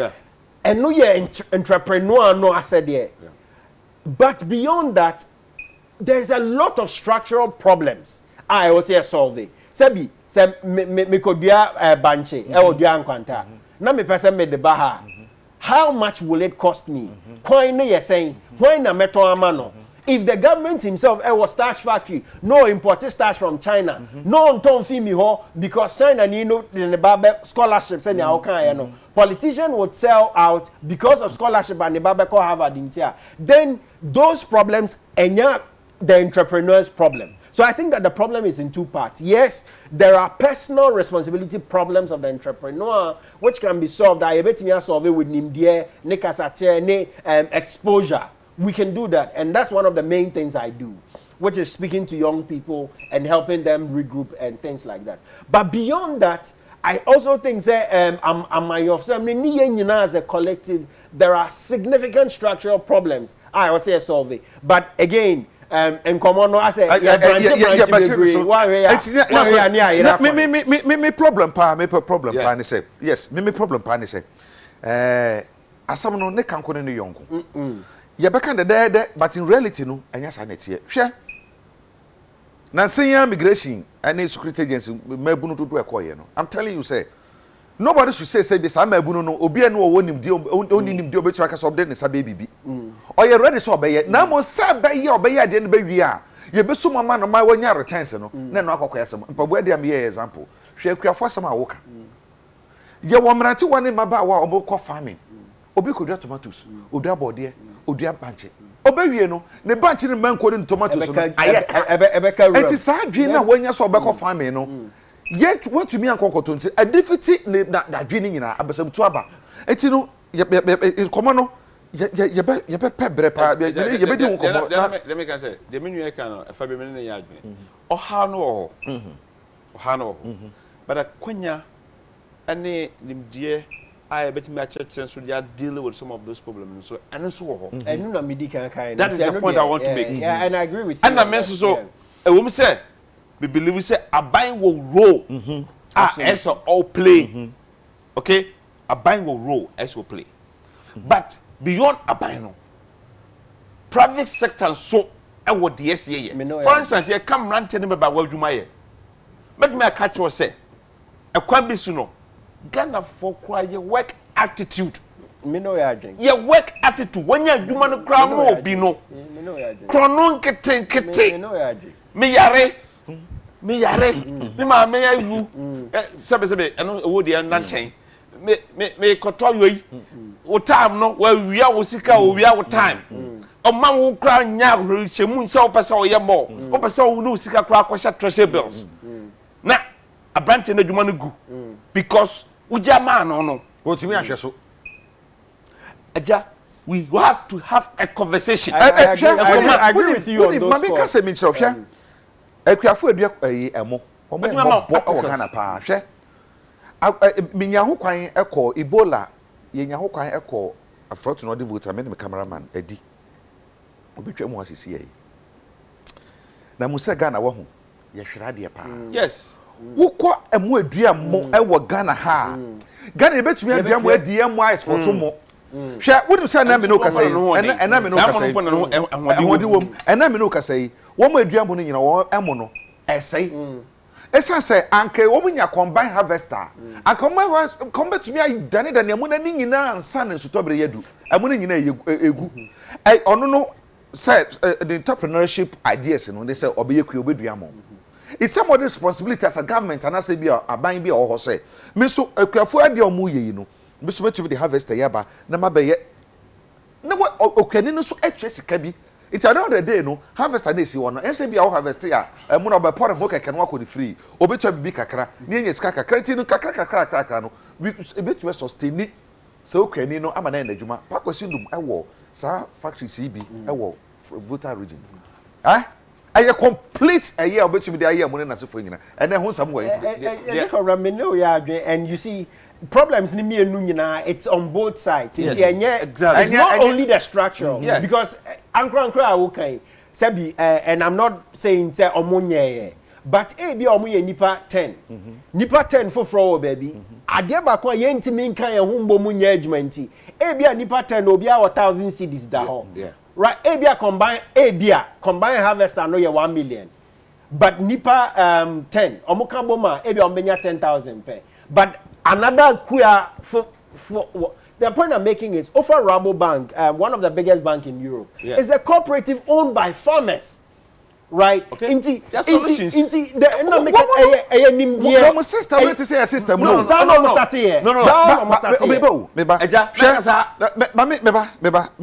to come be? What to come be?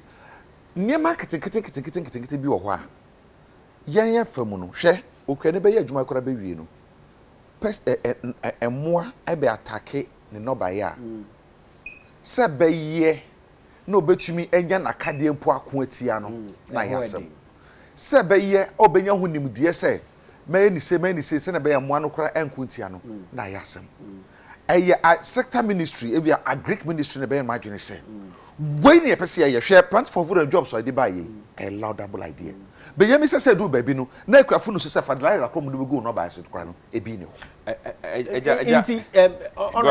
I think say ye nyina ye gitum say two parts of the challenges. The individuals have a role. Okay. But no one can ever estimate say on my muno and our bina yetia taxes man does not have a role. Yeah. Of course, the government has a role to play. Yeah. And sometimes because budget, you see the problem is we are actually running a deficit. Sika ye warning the nyama ye ka ye boat say enso. Inti ye nyina ye susu say into your mind answer na I say 1,000 but 1,003 1,005 inti nkono na answer na starting ka say enkoto bi meka ho no ebe yire ye kwani ye tie manfo so adwenche kakra o say Agya Kwabena, please tell the man on your right to stop comparing Ghana to America because Ghana is totally broke. Abba we say you do all but so the other by say our father Nanado who acts in Ghana incompetent be thy name that doom so come the galamsey be done in Ghana there be with the namika say can be a bitumi aye but let me say be an enamo no aye be o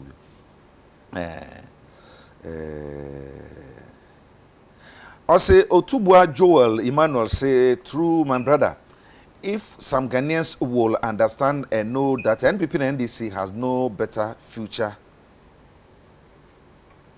for the youth in this country only they have no future for the youth of this country only their selfish interest ampa san no susu no I say Agya Kwabena good morning this NPP man can talk power sa na jombo adu dwananum say we will import people from foreign countries to come and work in Ghana but what do you see today I thought from say team obi sami wo hye ne ba osemi wo hye ne ba comfort akuya etua hene amamu o say oye ne birthday comfort happy birthday I say Nana Yao Andrew say I mean the African continent is a joke continent. Stop pretending Africans are not citizens of the world. This MPP man is something. I say even Chinese people are far better and well represented in the global discussion. I can't see African anywhere. I say comedy relief. Also the other banner. I say Nana. I say Nanado was begging at the G20 summit to include at least one African country. Were you not saddened? This former MP is okay. In fact, this honorable man is Nanaya. among some of them be too harsh to do. Okay, me kind. What the banana wash? I kind. You don't want to hear. You don't want to hear the truth. There are solutions. I kind. I say there are no angel investors. Man, also someone called no Nyadrian cry. I when so Joseph Nabila France, Nabila of France was it. NPP and DC are the same. Therefore, I choose LPG, Liberal Party of Ghana. Young Konkwa, you yati. Messages in ye chakbook, papa. Na yasha. Ya kwa ya hata unafi ya samrana. Ya brani ya be anisa. Mamishe. Uwa hibra. Ba. Ya share the economy, digitization, any fuel increment. Okay. Fang of digitization, I can say digitization, digitalization, I can want some digitalization. You can want some. You can't and I be look as you say. That's the solution to our your problem. You woman, or my Ghana. You better share can want some briefly. Since I know extensive. I exhaust on a power. Now you remember the increase of fuel prices. Okay. And the matters are rising because you say. I buy say or 2 months or it will be me yes me who sa you know what paper no me fiber me be am dey ato say 2 months or it will be the FIFA wo boss said ye be ya ye ho betumi ahehan ye nkakra but as we speak and none of me no ka say 1 liter of petrol and I'm 6.9 Ghana cedis now 6.1 6.3 number 6.7 and now 6.9 Ghana cedi per liter. That is our percent. Is I tax so mu say mu ye free so. I may one high no. I know the way. Agbe mama about 3 minutes be. Na me tie one do this some was so na free am studio name to aso ha.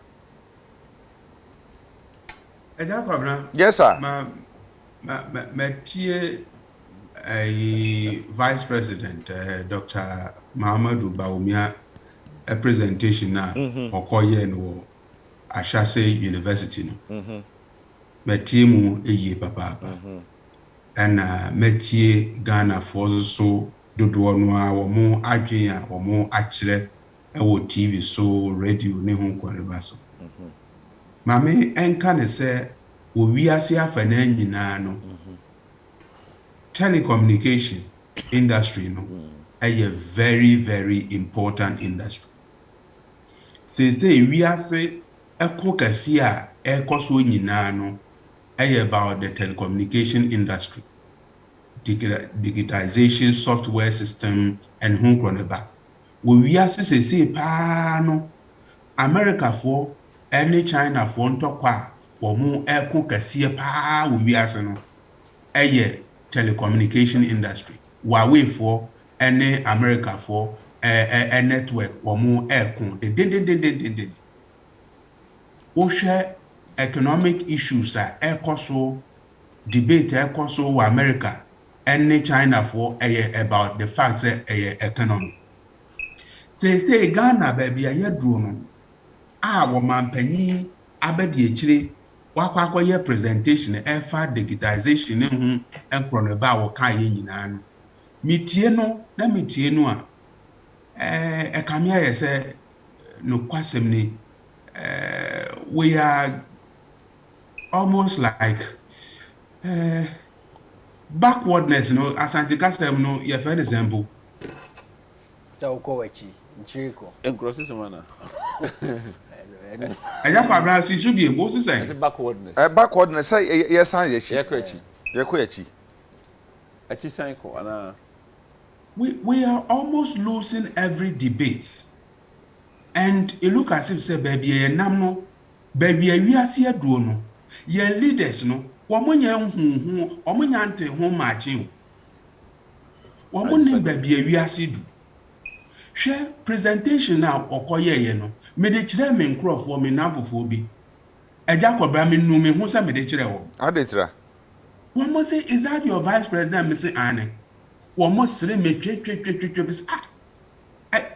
is that Ghana And I'm say ane no kwase menu me hu poto se me de adentina na almost agbe. You see, one more say, a look at since the baby a nam wo wiase no. Ye de ye nya me ho kura. To the sense say o man panyi kan say ye friend say ye digitization to ye e-passport. Ubetime use no be say 195 country. And almost say one more ti Europe kura mpo no. One more nyusu saa no. Name no omo passport no within Europe nyina no ubetimi akoba bibia wo pa unyuso passport unyuso hwe eno anza wo ye European citizens no ubetimi ayedai awura Europe bibia wo pa bia no omo busa say omampanyi abedi akire presentation na okoyi is that how young Ghana for yehu technology anasi yehu no ma na so you see that is the stage at where we are because we've not come to appreciate development. And your development, you know, your leaders, you know, or more can say who, na citizens, you know, so I who, no, and ye and number. But when we are talking about technology, baby, a technology, edu, will be as here. Omampenyi abedi echire won ka ho ayi ye friend say even 1% grano onyanka ho asa. And I do know say Agya Kwabena me use my first phone 1994 ewadum abonten 1994 a communication industry no started picking up first one by 1994 na me to my phone ewadum abonten and the Vodafone so me started use year 2000 na nakwache tando no ono na ye a MD for Vodafone Ghana Telecom adum ono and what they emame through that stage, you know, Ghana for use phones, I hold what use ama. Samre no, yababe to be mobile broadband, any a year, Mekaise John Mahama time, no, almost 30 years, baby, I walk Ghana beer fiber optic cables, no, ombe layer core, a slim, amentifi, ama womunano, etimia use access. And one more big deal, a digital system no be our Ministry of Communication and see what it will be organization institutions be our Ghana no, they can hook onto it and use it, you know, perfectly. Me who say University of Ghana and other universities that no, one use internet service broadband in during that time. Enti omampenye presentation akoye or base students from University of Ghana or use bases mienu and the base students ba kokura mpo de anyema and omo de call ashase e base nkwala bebre free other universities and omo de call ashase university but at the end of the presentation students are omo University of Ghana and other universities nyina no omo say national service kura mpo form aye fele e kura mpo no yentimi nyusu mobile technology yentimi nyusu enfam fele ye national service form Emma nkola ibu ofu ene omo kasa se no omampanyi abedi echire sembe no okwoka no enti I think say you look at this omo package ade no ede ma omampanyi abedi echire so wonkoka no omo ntimi anko chi ne yiye enti nsema okwoka no backlash eba na mampanyi abedi echire mo na is he not an economist no obi na be package bibia ma na so no akoko kenkan so owo hu ni dada exactly the point. Dr. Baumia a prowess when it comes to economics in Ghana obi abeka na say yes ekwan of aso kasa ye 2012 2016 na Ghana for to aba edema omampanyi eni da be di echire no say no Kamia say he has run away totally from economics debate. One person will back economics once a day. Agya Kwabena and then 3 days metie a year friends and parliament debate be a course so honorable Esiama and no or actually as a speaker. Metie honorable Ato Force was say be a Ghana say your debt akwakodro and ne Ghana your debt akwakodro June as a June. Your debt no 334 billion. Bosia kwa ya buro no. 334 billion. It's 335 billion. Busa say 2016 ebedu 2017 omampanyi ebeji akonya no Ghana debt no na ye 122 billion honorable Canada your friends Kenoforiata the first budget our present year no Ghana debt na ye 122 billion benne amene wo kasei June 2021 your debt no equal 334 billion busa say 212 and what the ababeka debt no eja kwabra won say 212 debt no no nko a ma banyi within a period of 5 years 5 years pe won ko wa brobosia echen ababi a wabaso from Kwame Nkrumah time ebesi Jomama won ko wa brobosia 212 billion add 122 billion plus 212 billion ubenya 334 billion busa se sa bosia na o mampanyi abro no what you say university ba kope am yehu what you say polyclinic ba kope am yehu what you say secondary school ba kope am yehu what you are building any state infrastructure bia Ghana for betimi do o mon sense so hu ni say o mampanyi bosia wabo 212 billion within 5 years no odi aye ade bia be ye hyenso de so do you want to say besia banji ye o say eden na waye no we call educational infrastructure mu expansion of existing senior high schools so you say bi wo ho omo ye bebre wo ho ene new ones bi say wo mu esisie eno so wo ho ne niam ahodo bi onabo chem want me nka ma no but me ka say wo hwe a can't you pinpoint one particular thing say this deal with here buying bisi an waje no wotumi de akokoye bibi say ya Ghana for de omani be hu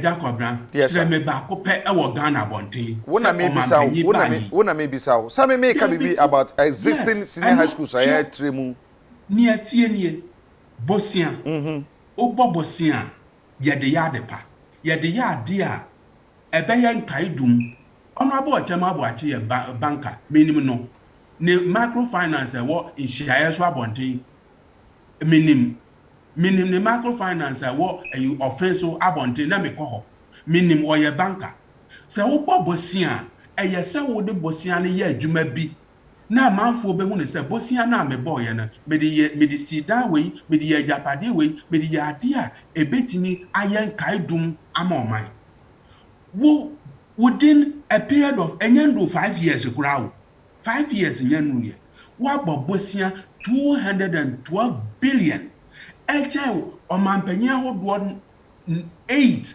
wo maba Kwame Nkrumah saa besi John Mahama Ghana total debt no 122 billion wo within a period of less than 5 years no wa bobosia 212 billion wontimi mfa won san kire university baako wontimi mfa won san kire polyclinic baako wontimi mfa won san kire secondary school baako wontimi mfa won san kire se ade we na matimi ade bosia na ade aye o kan kire me se ayi free education ne free education nyina wo mo kan ho asam nyina no ayo over 3 billion sense kan nyina efi oil resources a year ewo atuabo no sa oil money and wo mo de yes ade baako kura ni wa akọ borrowing aye bob siana baako kura ko fans free education and ye hu ne say o mampanyi aya wode sa loan no e de aya japade bi a Ghana fo betimi bi o mo nsa kire say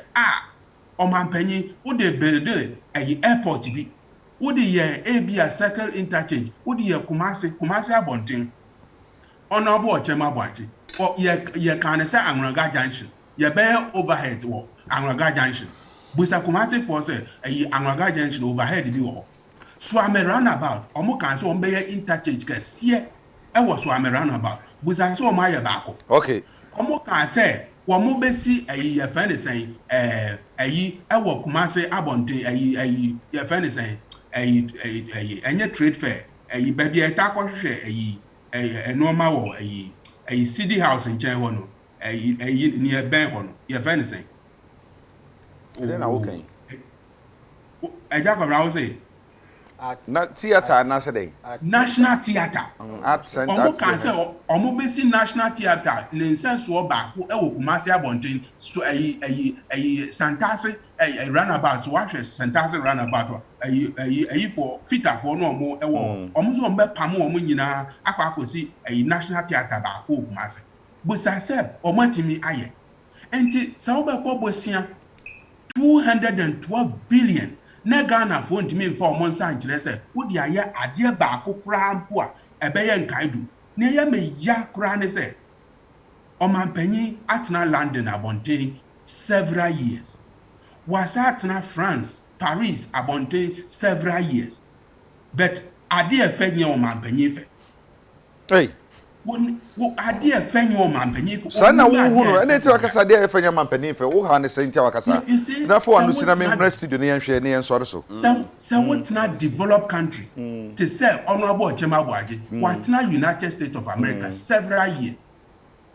and san oba your friend say Ghana aba contest as MP unim United States of America the way I say almost ya chechire o man ama o man ya fefa enti say what me sua de wo United States of America what na ho ebebre na what me ne obetimi ayense obetimi akenkan street obetimi abobo all the state na the way o ma fast wa chechire o ma develop o ma no wontimi mfa saa nyansa ne adwe no ebi mfa ma chechire o man ya na koya na asa oba okay me dan say agbe me dan say papa koya na so bo no achema boaje yebre na ayebe jama me mfa no si e dey be me just 30 seconds pe yebre na be me pa cho 30 seconds say me show mampanyi ene na sebi na busuafo madam for dabi ochire da ko o ka brofo te se bibi o ma kwa trabroche sa be kam ya say ade efe enye o mo fe ba ko me da se agbe me da se me da se pi agbe me da se ona bo chema boaje emra studio na yenhwe obobo ne ma bi so se Kumasi mu kasem we montumi anye ene nsema hodo bi nti ye bre no kra ye be kra Agya full asam no amanfo asema nka mbe ha me pa me nua agbe nsem no ka no yentungu dia sam no ka yentungu ho osi yentungu with all due respect to him enyi nyina so bia okay NDC ni o ma hihye dia sam na okay ya ka mamu a NDC asema ayi o mampanyina be dia chekwa kai se na obeka dia na de be se odwane free economy ho economy pa ne Ghana nhihye ye anim kompuntuo ene ade a anisuade a efe mampanyina kufu ado eye no se ye ka se kwa enye ye comparison ne NDC fo sabe mpraduasa NDC fo na fo bebebe wo mti ayentumi nka nsem ni ye me se Agya se ye pe abonsam na se Ghana abonsam sabe mpraduasa MPP fo abayifu a abonsam na ne NDC na emi da se o ka sabe etuka kakra hu bi kakra o de ntina Agya me se Ghana fo bi tie na me se de ntina wo gina so de kasa Agya obefa o man NDC for enfie 9 ene befa esum ato o man mapanya ko do bae se osesa no kwa me se de no ye de sesa no de no ye sesa no o manage financial sector na ye ka se na nye technical issue it was money issue for which NDC was incompetent that has been managed financial crisis managed IMF program taken out mama me di ma extend to basia na nya yare bi na to yakwa man ka de edu no beba IMF no mo ban ma extend before the COVID and as COVID ni ban sana mo extend no want asentia da bi me bi saw say me ntina o chire no nyatem didie no me te wase ye ba yesterday na NDC for sebe nhihye ya o ma hihye no oyi hu free man ye na ka chen komfort mu nyanto boase mo me America kra nya improve nkyere mo se mu jaa man ne a ebetumi ya dai aye enti mu de mo pa mo ma America kra na mo hwe We need very short time near improve a benchmark no. And the extension was not because and Kenya who from at once and Kenya you. Now I say to me, mamma, for no quenya a chair or muse. You bet me a year and son or mutia say me a year where they a film. Now I imagine how more Pena go fado. Any Dr. Bomia Baswa, and my cancer will buy a 122 billion Ghana cedis. When you know when it comes to I'm glad say or cancer you mobile no. What do you have to say? What the cocoa do one? I just sad debate way. I had about 20 times. Records now. Busiabo any moon faso. See ka omanya obobusiama oman ko nanimu a mampanyina kufado mampanyina kufado wo bobusia no NDC yamfa se bosiabo ade ade eja ade gumma aduane no abene aduane na no abene no yamfa se Ghana sikasam ana GDP NDC bobusia no na Ghana sikasam so take off GDP and the measure the growth rate is the measure. Uba see to gum no, utugum. What's we see a die? We are quite, we are school die. We are Sanema no, my sikasamo, tick off from Sabi, or my sikasama bodam. Under NDC, there was an inverse relationship between borrowing and growth rate. Go and check MPP record. When MPP is borrowing and say we are developing, there's a positive relationship. My main come as I'm fancy. And you know nobody can some now. Some Ghana for and say. And this ni akwanya bia they have no moral right to come and say when it comes to economic management. Mutu be manage chair. My main channel. Dr. Bamiaka sa tell you. Dr. Bamiaka sa na NDC for. Uma is so confused. Okay, say me about say economy. Okay, but okay, say me answer be. Okay, say. In the Fourth Republic. Omampanyina kufuado omamwe na ama adwuma che obia omedibeti oka se ye pensu yi and yinya the lowest exchange rate growth rate omedibeti oka se Ghana yakoye nim no omampanyina ayifense abedeki e ka se ye ka se Ghana economy be develop a akona nimu a yihia se benya economy a digital transformation. Nima bebrebe na the work can so wontiase a aban we say you committed no evidence show say my man your financial inclusion mobile money adwuma and now to them crowd national health insurance utumi yedai every new unhia sakwa waste time bia our impact also and now be to go so ahafo miami krombatenko no to ade wo internet so na America fo ne to enkuto tamale ni eto wo New York no no hwan na ye ni nyina mo na mo ye the point ni say platform number but government so why investment ide apushi and so be now mo na mo ye of course now investment so teniye obejira no ka say ma create all this enabling environment ama enedini patimi di dwa eko eneni patimi nya e-passport ne de kaka ho a waka bone be no waka okay me na say mamu bone be no waka ka bone be bone ama NDC for sebe dodo na ne amamu o mu buye no sebe or can be about Namam Casamo by another one can answer Mokra. I'll send somebody who comes away with my son. My Yambramu Yabamu and Yasha, and I said, or 122 billion. And I'm on my Bobia Camara 234. And also, yeah, Debbie Amicase said, you share my phone number, man, but no cry won't know. Some of us speak to the facts and the figures. No cry woman say, and I think they're on both sides. There are some facts on both sides. According to Bank of Ghana MPC report, Ghana car is 335.9 billion. Developing country. You have to borrow to develop. The debt to GDP, the debt to GDP is 76.4% after rebasing. After rebasing. We rebased in 2016. IMF projected by the end of 2021, debt to GDP will be 83.5%. IMF for the IMF. 83.5. Now, I mean, when you look at these facts, on the physical management, and I say, in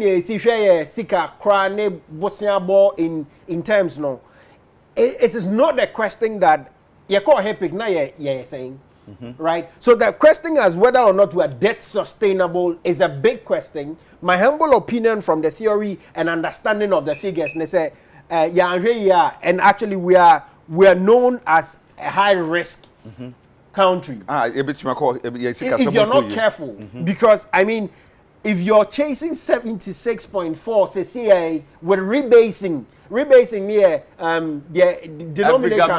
No. But it's important. Every government rebases. Into the factor that for the questions of debt sustainability, we have a problem and we need to pay attention to it. Having said that, Menini said, if you take depreciation of the currency, for example, which is a big issue, they've done far better than much better any country. You know, so if you look at the depreciation in 2019, it was about 12.9. 2020 was 3.1. 2021 is about 1.7. Okay. Into our currency now, they are doing better. But you see, the question is, are we pitching NDC against MPP or we're pitching Ghana against what Ghana can be? Which is always the question I want to have. And I may buy my way, my idea chair, and I said the question should be, for minor. Here for if we gather the best of our brains, now baby, is this the best? Is this the optimum we can do? My answer is no, considering both sides. And so back to the conversation. Dr. Baomian, come on, no. When we focus on digitization. Yeah. Of course, first industrial revolution, where we're talking about coal, steam, steam engine, before slaves, and the second industrial, electricity. And then automobile car, and then everything built on that third industrial revolution. Yes, a computer, but now we're talking about data and cyberspace. There is no country which will grow into the future without digitalization. Yes. I don't think that the politics we're playing into it is unnecessary. My humble view. That is not to say and no alone will bring economic development.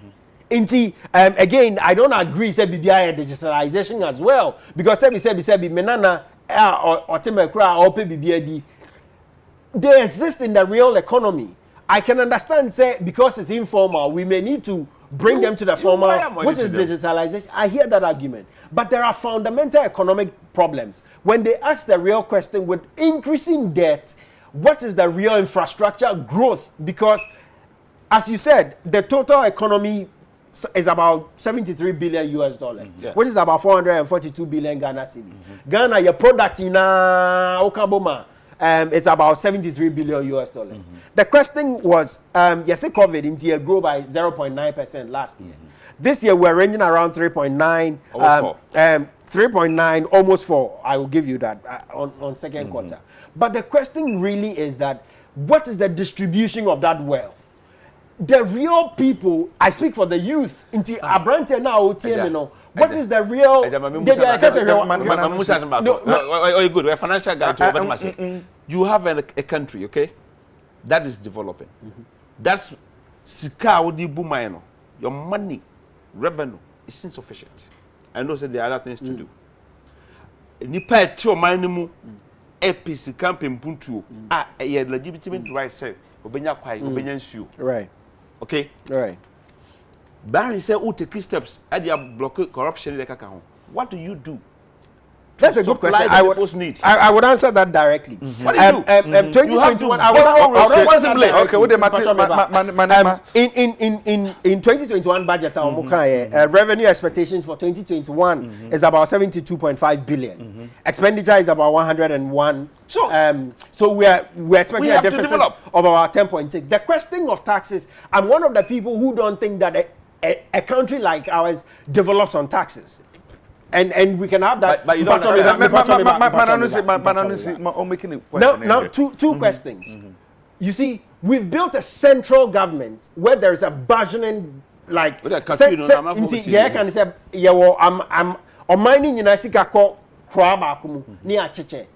The real problem is productivity and I say the Nyama you produce no and you need a stimulus rather than a tax which constrains, because sebi always can no ni scan bia into unipa be I'm not pushing for tax. I'm not pushing for tax. You ask the question of how do we develop? No, we develop by promoting entrepreneurs. How do you do that? You do that. You borrow money. No. Invest it and bring more than necessary. Asama okano. Na be person me twa adwene se bibi so say. O si borrow. Responsible borrowing. Responsible borrowing. Responsible dey borrow responsibly and dey aba.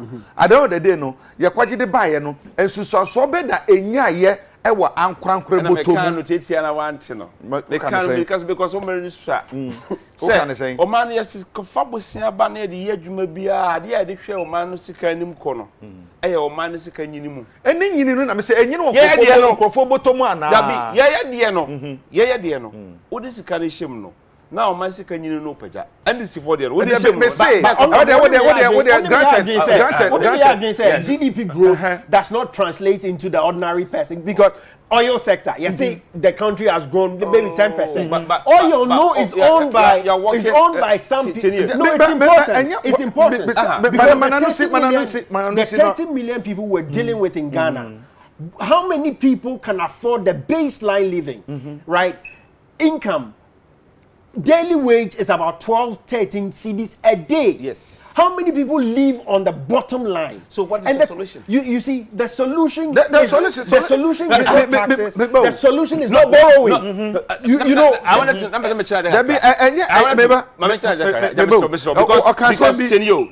financial now why be okay. What now also can say. Say yes, borrowing, responsible borrowing. No, you can borrow responsibly. Does it reflects in the people's pockets? Yes, it does. In which way? It does. Oh, can be so. When Agya, we can borrow sika. Na me de be ye adwuma. Na obanya biya. Obetumi aka say wuzika nka obeyi afiri obotom e de ahwe oba no. Ende adwuma no ne de wo he. Oh, Agya, metumi am example. Amamo no ho. Me nua agwe. Erudu amamo no to say adansi. And I say, you personalize it. You can on my money. Here, make example can natural. And I say this very humbly. Okay. My panya go for about 2 million. Okay, when you are going about 2 million. Treasury bill rate, yeah, but I say, yeah. Not about 25%, Timmy. Not about 25%. And oh yeah, no, it's about almost 12%. After this, come a month for and they got to your friends. Oh, not to oh, not to pass. I want to have the argument. What is that canon to you? 25%, some will scat 25%. Scat the what? Medical share, treasure bills. Me find Yajuma. My pay go back to say, any was good demo. And you find that you could be a human and ranting your BA. Oh. Yati. Okay. Yati. It's not just Senio. It's not just Saoko say. Yati. But Sisuku Dama say. Anumpono. Yati. MPP Yebiche. Menase. Tax no. When we come to Ghana, when you look at Ghana's tax rate, okay, compared to other African countries, we are about almost 14%. Taxes are somewhere. And other African countries is about 20%. And we have that room. I'm not saying say Yanko tax will be. We may have to find ways to block the so when I say tax revenue, it's not taxing people. It's basically doing what we have to do to make sure that compared to other African countries, we compare. Africa countries be or baby. Yes,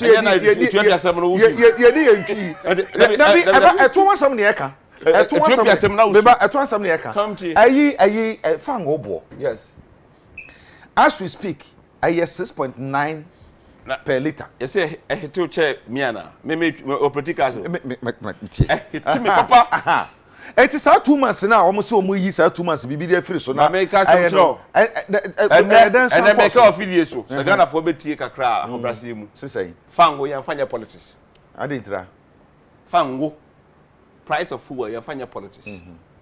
To be there politics be a mistake. Because say price of fuel no so many factors we are seeing adjust and a channel that need adjust one say to be a gugu so no so can be na manayesa sebe who say open puntu wo yo myself pempuntu aban ko fiska wo he okoba bosia no ababosia wababosia meba tie wababosia se mo ye fa se mo ababosia be 200 me wotie me ti wase yaji eto nyina no I remember there was a day I am yes some for na me fa ngono ha me business me kan mo tie say ya fanya politics o ada mo anu hu so de ya me no me ho de tie say ekọ na nim saa no ohun say lorry fare wotuma na anya dai untum enti ebe ha ni pass trim eso ye movie nipa ye talk spare pass in those things ade ama nipa anya safe transport okay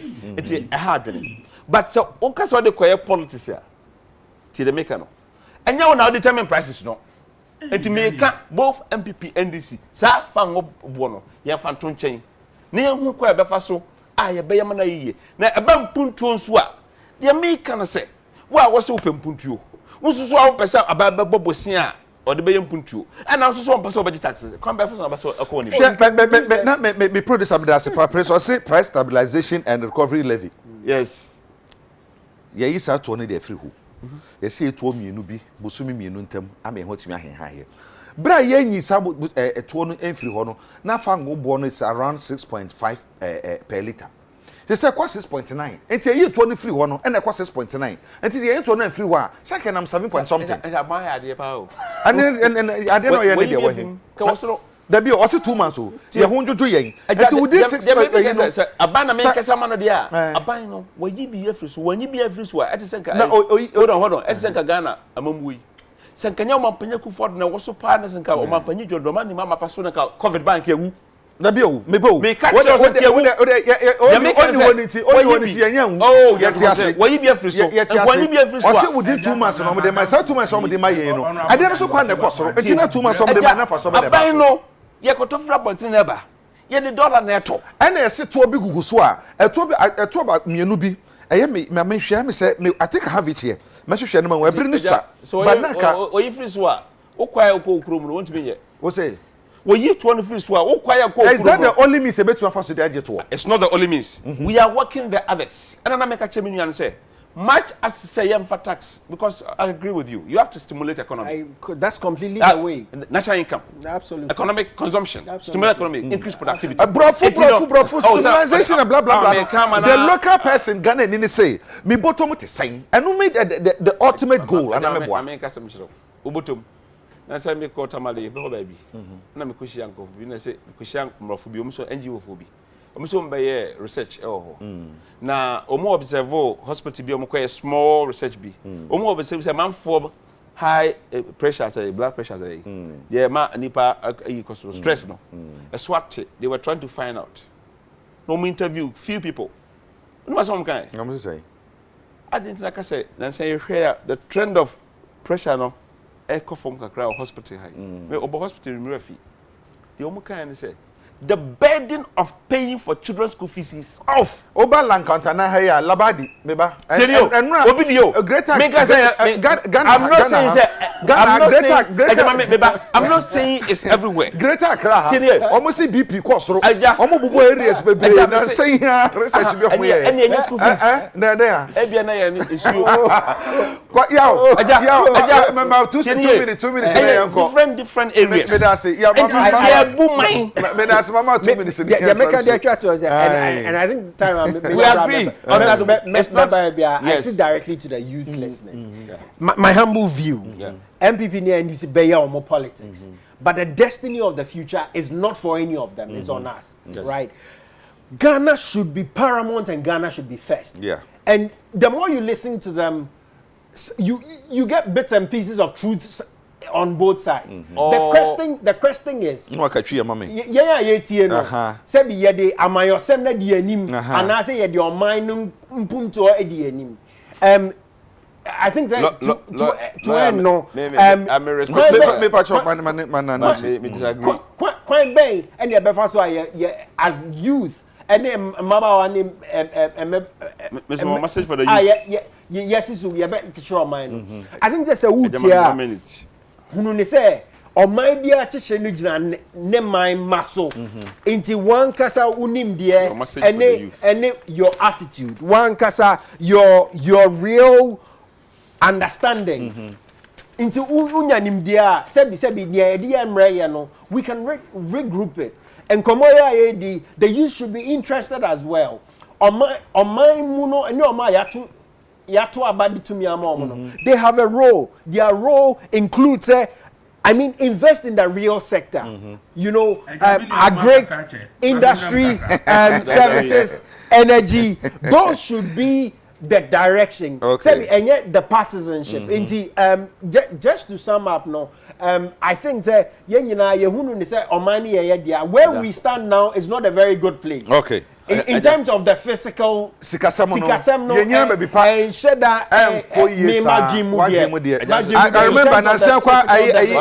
I am a folk to your for Sikasem Yanshani to 2 and Mayansa and Yadia Boy. Agbe, Mama, bear 1 minute, penny, so Mama, be 1 minute, or baby on a hoa. 1 minute. 1 minute to start. There be 1 minute, Mama, I brain a dear Juma. Agya, assembly in say. Yes. Said the book of Daniel's name was it in a revelation was it in something in a year said so nyango pon ne di ne mransem so na we ani nipa nyina asade near ye busane said borrowing bosia o mampanyi about 212 billion no ade no mampanyi di aya Ghana for betime di o mo ani ehun se wasi ebia school ba kopi wasi hospital ba kopi wayi akwan bi waye we ama Ghana for edwo mo nsasi wo mbo akase wo mampanyi bo bosia no we nam di aye ne yesua wo banking honorable ochema bo aginim ene se okobo bosia te so ono ne rural ayi ye vend ne microfinance no okobo bosia eden pa na odi sa bosia ne di aye ye kobo bosia 212 billion obisa wo mampanyi ene ayi nasuefo a eden na odi aye o se da bi emi enka ho asem obusa on ba bibia se da bi enka lo ho asem ne loan no ye bobosia ye mfa anya japade ye bobosia ye mfa anya te se Joma ama bobosia wo de ye airport terminal 3 Ghana for betimi di wo bobosia wo de ye second interchange president Kofo bobosia NY a road wo de aye e wo ho o man panya bobosia 212 billion so the assembly nyina ne se eden no mo de aye no me that say agbe me that say ochem 1 minute no obisa say sika bebrebe am age no den na mo de aye agbe say assembly nyina titua wa no so woman me 2 minutes 1 minute pela me yeah dey 2 minutes o man panyin Akufo-Addo obu o man Ghana amamu waye ne bebrebe infrastructure NDC for community bi tie record o mon twen na 8 years no ba Ameripam so yebesa baba church do aye ni nyina omum bitie omutumi fom ho to ye ene ba kon youth message na my why are lawyer and I'm very happy so you youth for youth no so the make a che muni aneme we are very important and critical to Ghana's development but babia ye we pa de see e po yempe MPP ana NDC na de beko munka hunu se MPP bo adwuma che NDC na mu na mom ye me pese mo baye no say government is not the only way out. There's more in you are you for but media year more than just looking up to government opportunity and I said government jobs.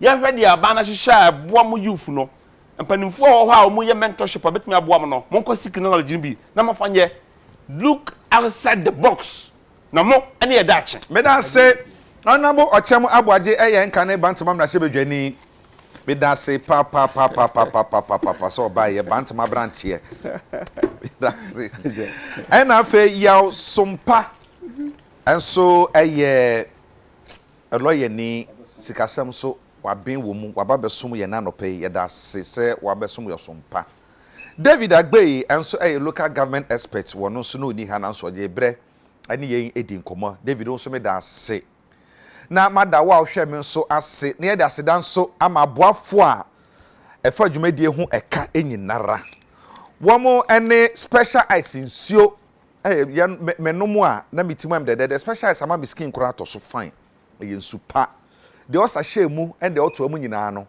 na ho de ye ba ko pe special drink nso e wo ho pa this way chocolate drink and the coffee drink nso be passion no bia bia na this one no direct cream no no e make powder ahoni nro e na hye ne mase two wo mo ka ho bi ɛna fe koja farmer for de apose makomako miensa ba ne gugu manim ha yi sese yesi achi be ye den yesi ebe ye den ese fenfem no ebekɔ ye no be ye hwam yesi be ye fita ne nyina ye kojak for toothpaste amode aba to bi ne bo so de fofo se de bi nim ka no fo papa afei farmer transform so de ye enuro ahodo aba aye lumitrasi nsuo de nkwada na enom ne press wo malaria bia no obetumi achi bia say malaria no to nkwanta ya pai sanso na nsunsunuru a ahoden wom aye trazo 400 sunsu bia no a obetumi agina no ntima be bi mpa ofie